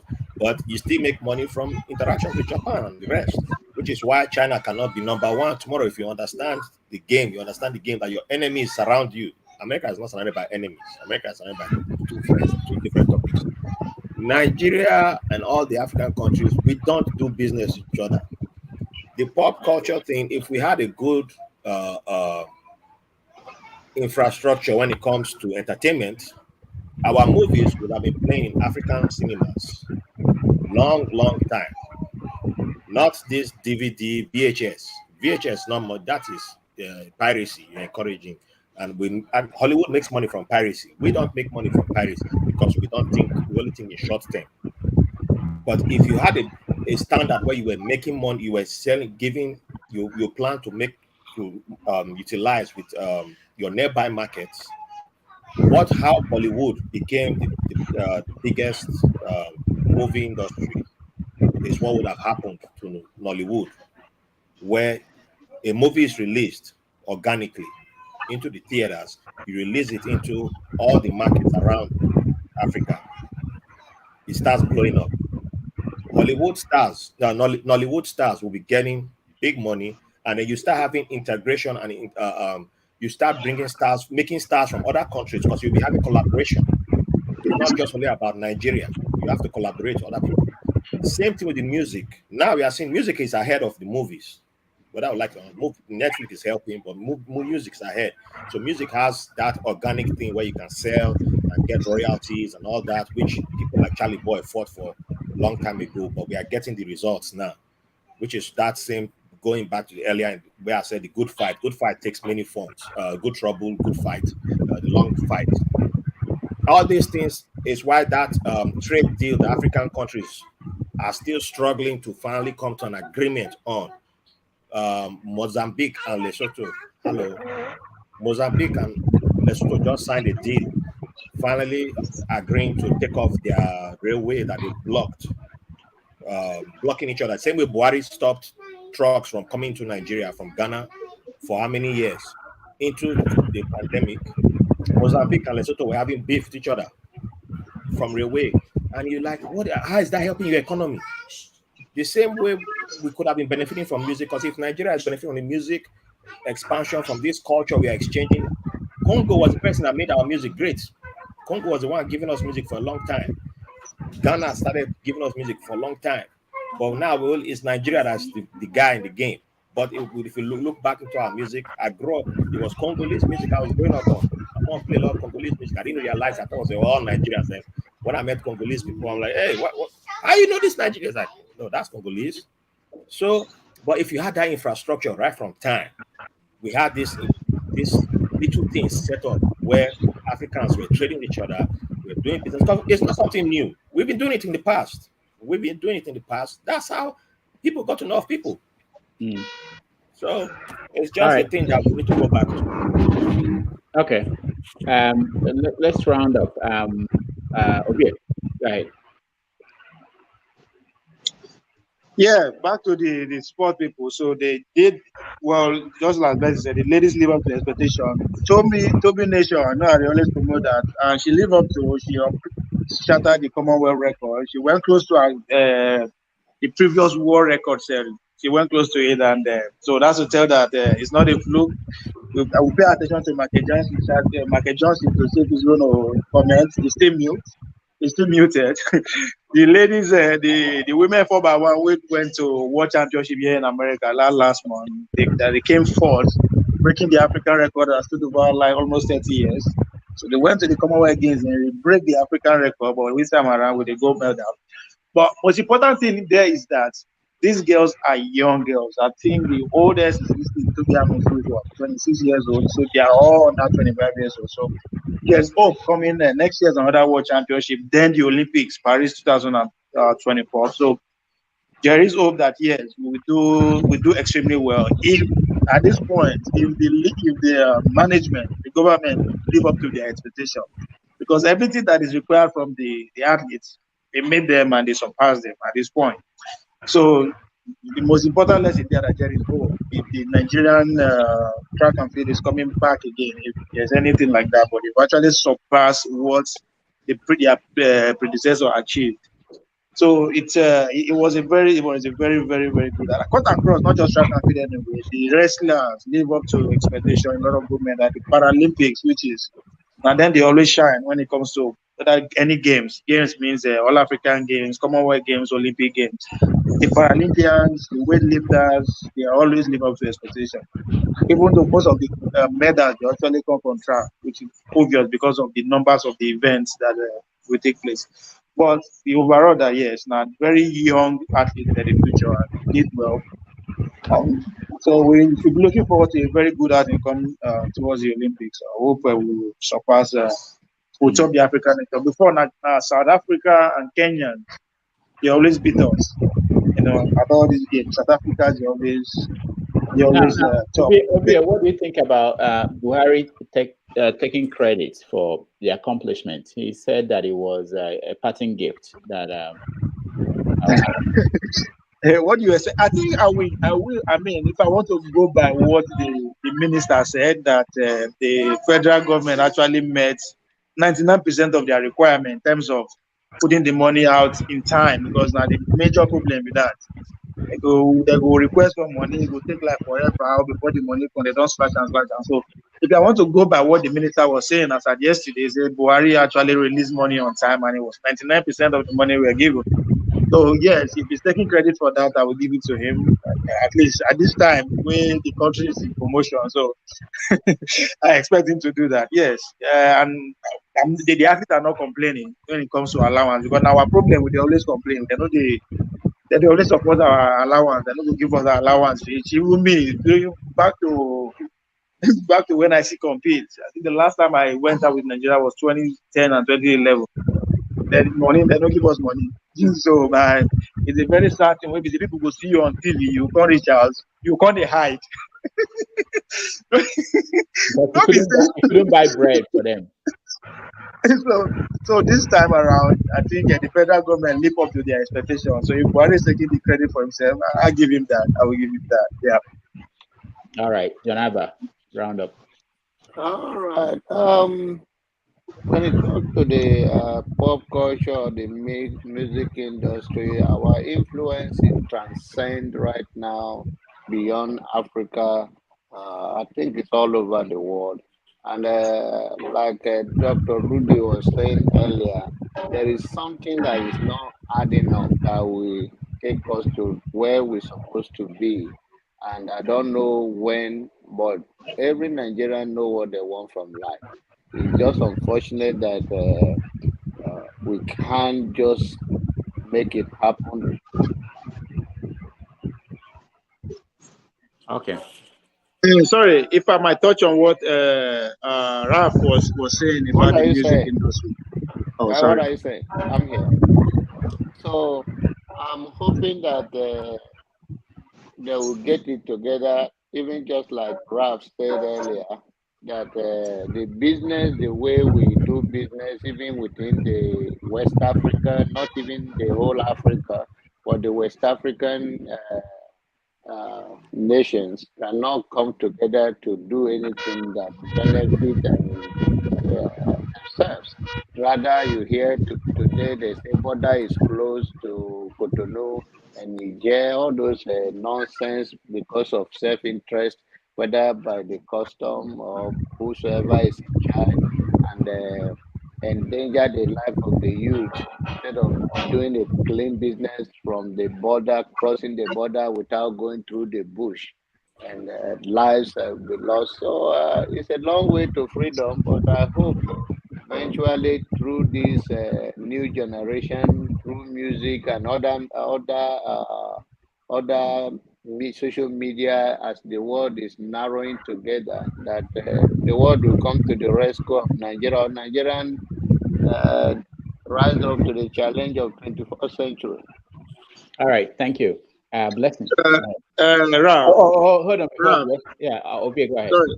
About what you were saying about the music industry, yes, I see where you are coming from. But before that peaceful and the rest, I think the to give credit to the movie industry, Nollywood led.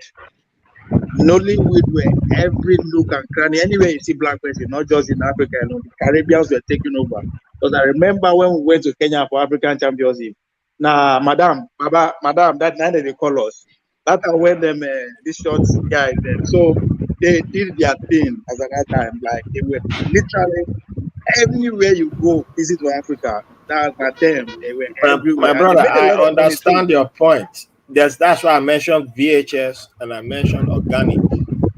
Bollywood is there's a reason why every Friday your state and local TV had Bollywood on it, and that cost money. That meant money going back to the Bollywood producer, the Bollywood studio.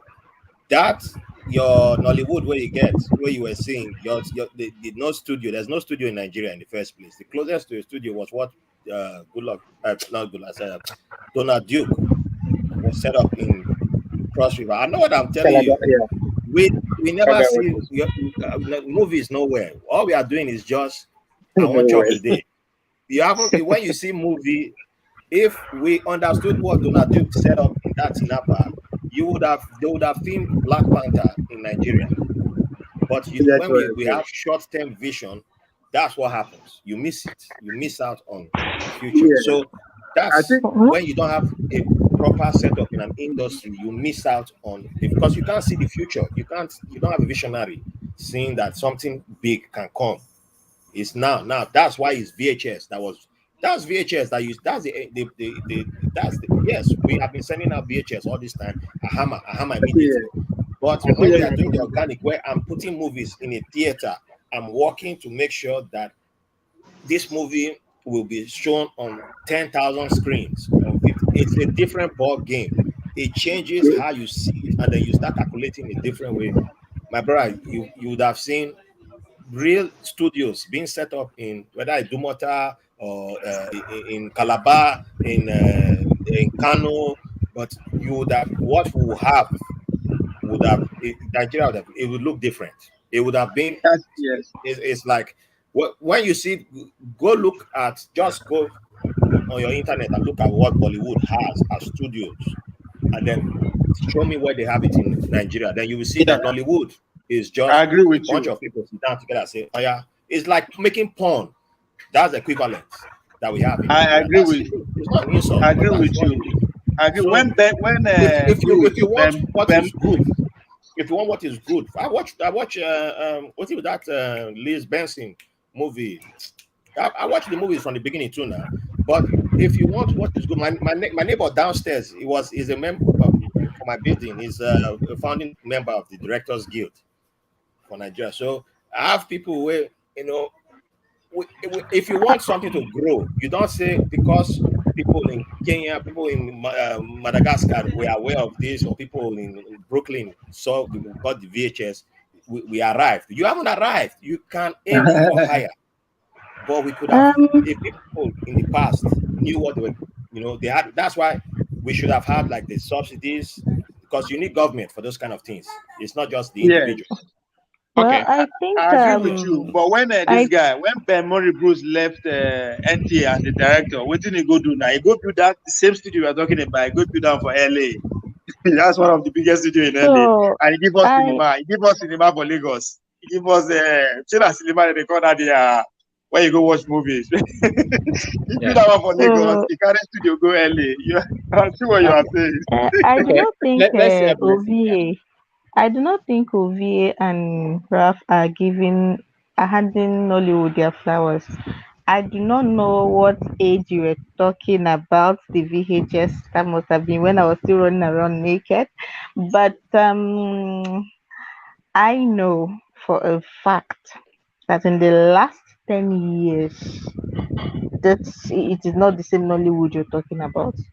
I mean, I grew up watching Nigerian series on Ghanaian television. Yes, by secondary school, we had Nigerian series on Ghanaian television.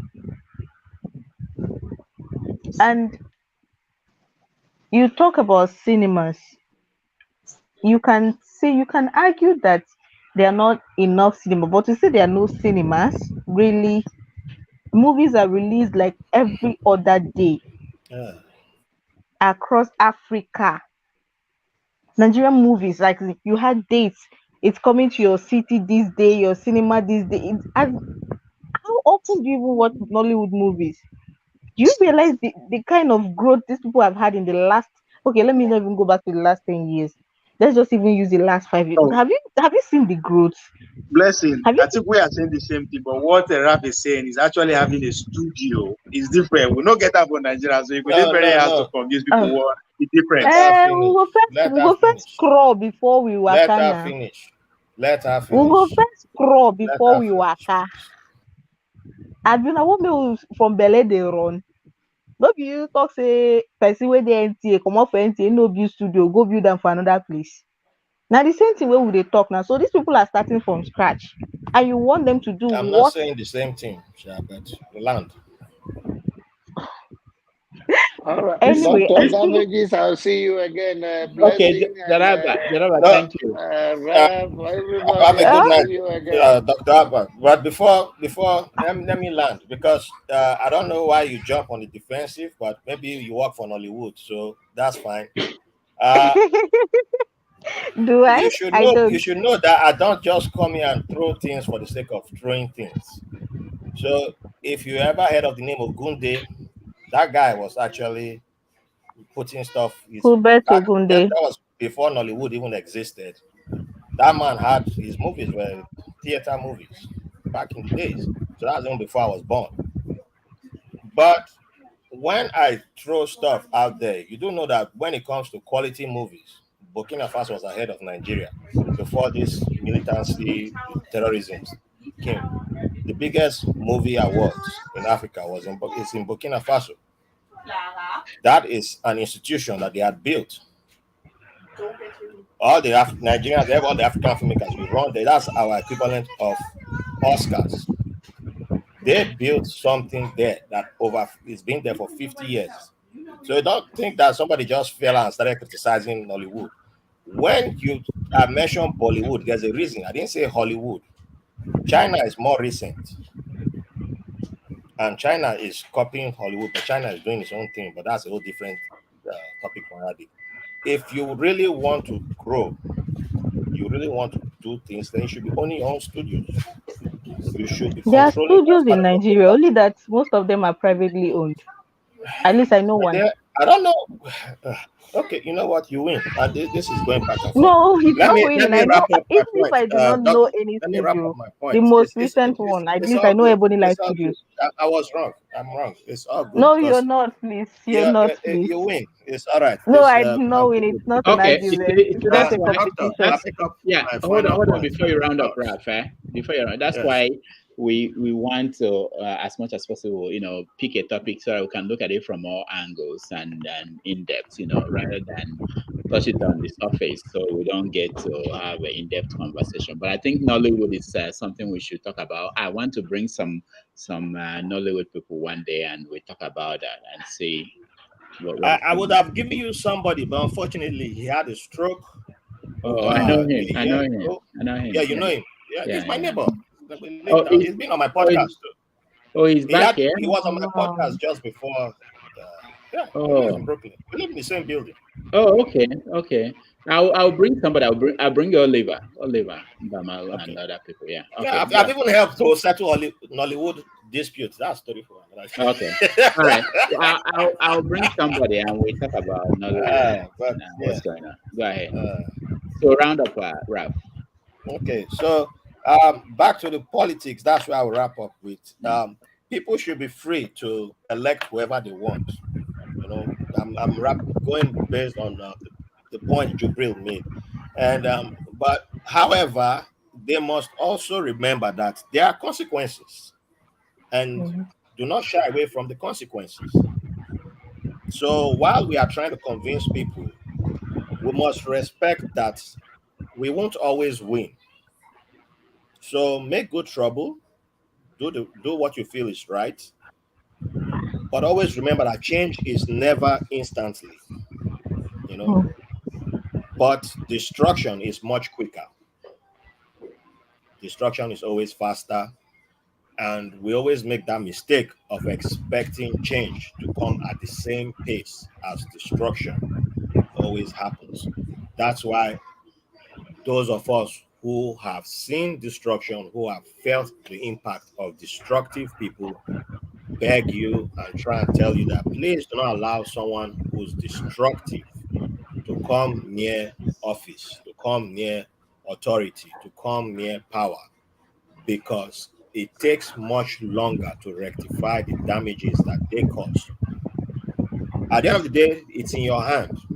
If you choose to go with the destruction, that's fine, but it will take much longer to rectify the destruction. We are still trying to rectify the destruction caused by people who took over after colonialism was supposed to be over, and people don't still get it because the way we talk like, oh, you have 4 years. If you don't fix it in 4 years, and then you get out, they will go bring another monstrous person, and then you are seeing what's happening now. So I hope people will get the message.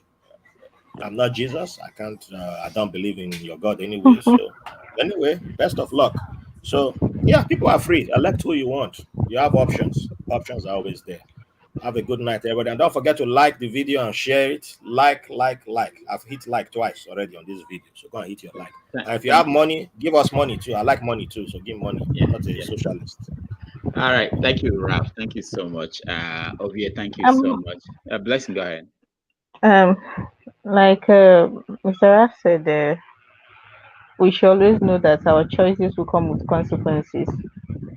And instead of throwing blames, we should chest the consequences of our choices, no wishing them away.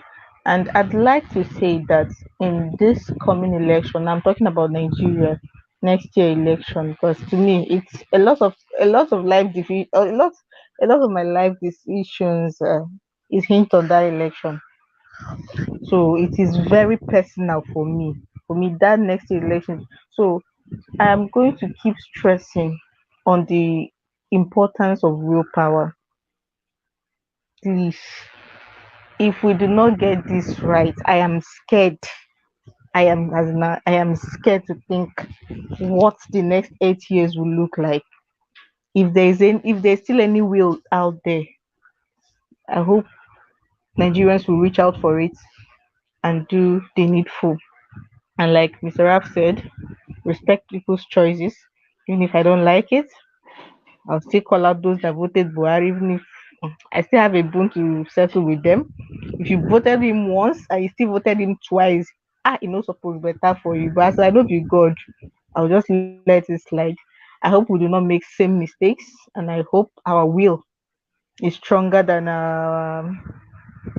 momentary inconvenience. I hope the will of the people prevail, and I hope they stand it. No excuses. No, it did not go our way. No, I need disenfranchised us. I hope the will really comes to play this time around, and it is sustained.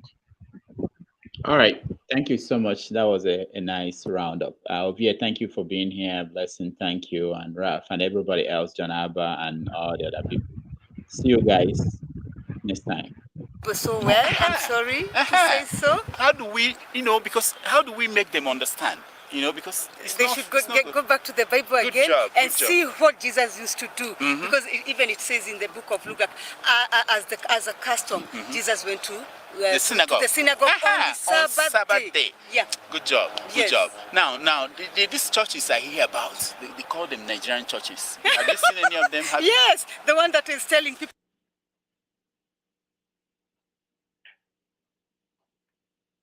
to eat grass. No, that one is South African. That one is not Nigeria. That's South Africa. Yeah. There's another one, Breast and Honey International. You know that one? Yes, I do. I'm looking for him. Do you know where I can find that man? No, you can call what is it? Doom Radio. Yeah, okay. Doom Radio. That's what I should do. Have you heard about this one they call Prophet TB Joshua? Joshua. Prophet TB Joshua. He makes it TB Joshua. I I always see You listen to Emmanuel Radio Facebook on YouTube. And YouTube. Yeah. But I've never been interested so much because I know it can move me from my faith. From your faith, which is the right one. Yeah, which At is least the right they one. got it right that it's on Saturday, believe not on Sunday that you go Not to on church. Sunday. Please, people, let them be informed. Yeah? Who? Are you one of them? She's asking No, she's whether asking you're... no, I have my own church. Oh, okay. Your own church again? I have my own church, yeah. Called what? We're still looking for the name. Can we We're still looking for the name. I'm also looking for people who do you pay tithes in your church? Tithe and offering. Wow. Do you know the word benevolence? Benevolence. I know what in the English meaning. What does it mean in the Bible? It means the tithe and offering should be the same. Oh, you shouldn't Not what separate. you wish to. Tithe is 10%. 10%. And offering still 10%. So I don't understand how this works. So when you get your paycheck, you first of all take out the 10% for the tithe and the same amount for offering. Wow. And then you're so clear. 20% is gone. Yeah, 20% is gone. And let me tell you, 20% is very small comparing with what God has given you. That's true. I didn't think about that. I didn't think about that. That's true. So yeah, that's maybe what I'm missing. Yeah, That's what I don't. you're missing. Yeah, but what do they do with that? Because that's why I started my own church. I want to know what do they do with the money. I want to get the money. I mean, I believe in our church because we have a foundation, and I believe the 10%, the tithe, it goes back to those who preaches and who does the work of God. Work of God, yeah. And the other 10%, it stays in the church because we have electricity bills to do. We have some poor offerings. We have people to help. And so the pastor may need a new car. No, you don't buy cars. No, but the pastors have got their salaries. Why would they need about 10%? Oh, that's what I'm wondering. But have you heard about these Nigerian churches where people buy private jets? Yeah, and then they become so rich. Like sometimes back, I was working in Mombasa, and there was a new church. I won't mention it. Because you can mention the name. No, that's okay. Nobody's watching. It will be watched. It will be watched. And then he was telling people to plant seed, plant seed, plant seed. I was told I'm that. telling you, my colleague took a loan. I told him, you cannot bribe God. You took a loan to plant a seed? Yeah, to plant a seed. I'm telling you, he paid that loan with tears. But did God bless your colleague? God is not bribed. If you want God to bless you, go down on your knees, tell him, God, I do not have this. But if he blesses you, please return his tithe. Because I know God blesses everyone. That's true. If he gives you 100 shillings, can you give back 40 bob? And use 60. Yeah, in fact, if we cut our coats according to our sizes, I don't want to live your own life. Are you saying that my coat is too big? No? Not that coat, not that coat. Okay. So what do you want to do when you grow up? What do you want to study? What do you want to be? I want to be a journalist. Wonderful. I wanted to be a journalist, but I couldn't do well. Then I became a doctor. What do you want to be? A pilot. A what? A pilot. A pilot? What? You are very ambitious. You like the plane? She likes flying out. I get scared when I'm in the plane. That's when I pray. I say, God. But you came. You came by flight. Yeah, you have to take medication to sleep. What do you want to be when you grow up?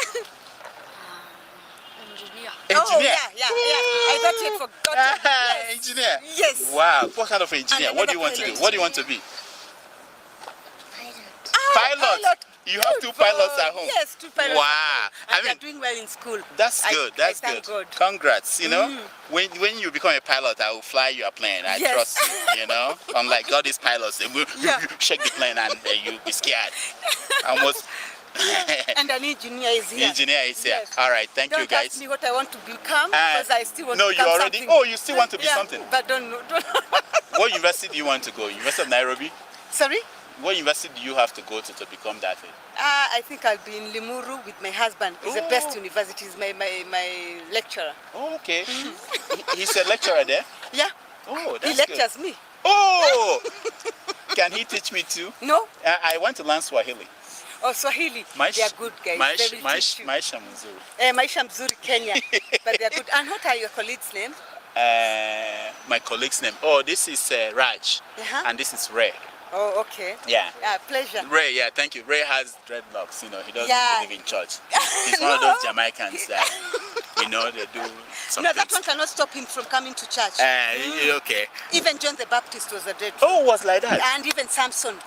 Maybe he's a new John the Baptist. Maybe. Maybe. We'll see. No, that means they will cut his head off. Dr. Damaji, don't worry, you will still have a real bishop in the Aso Rock.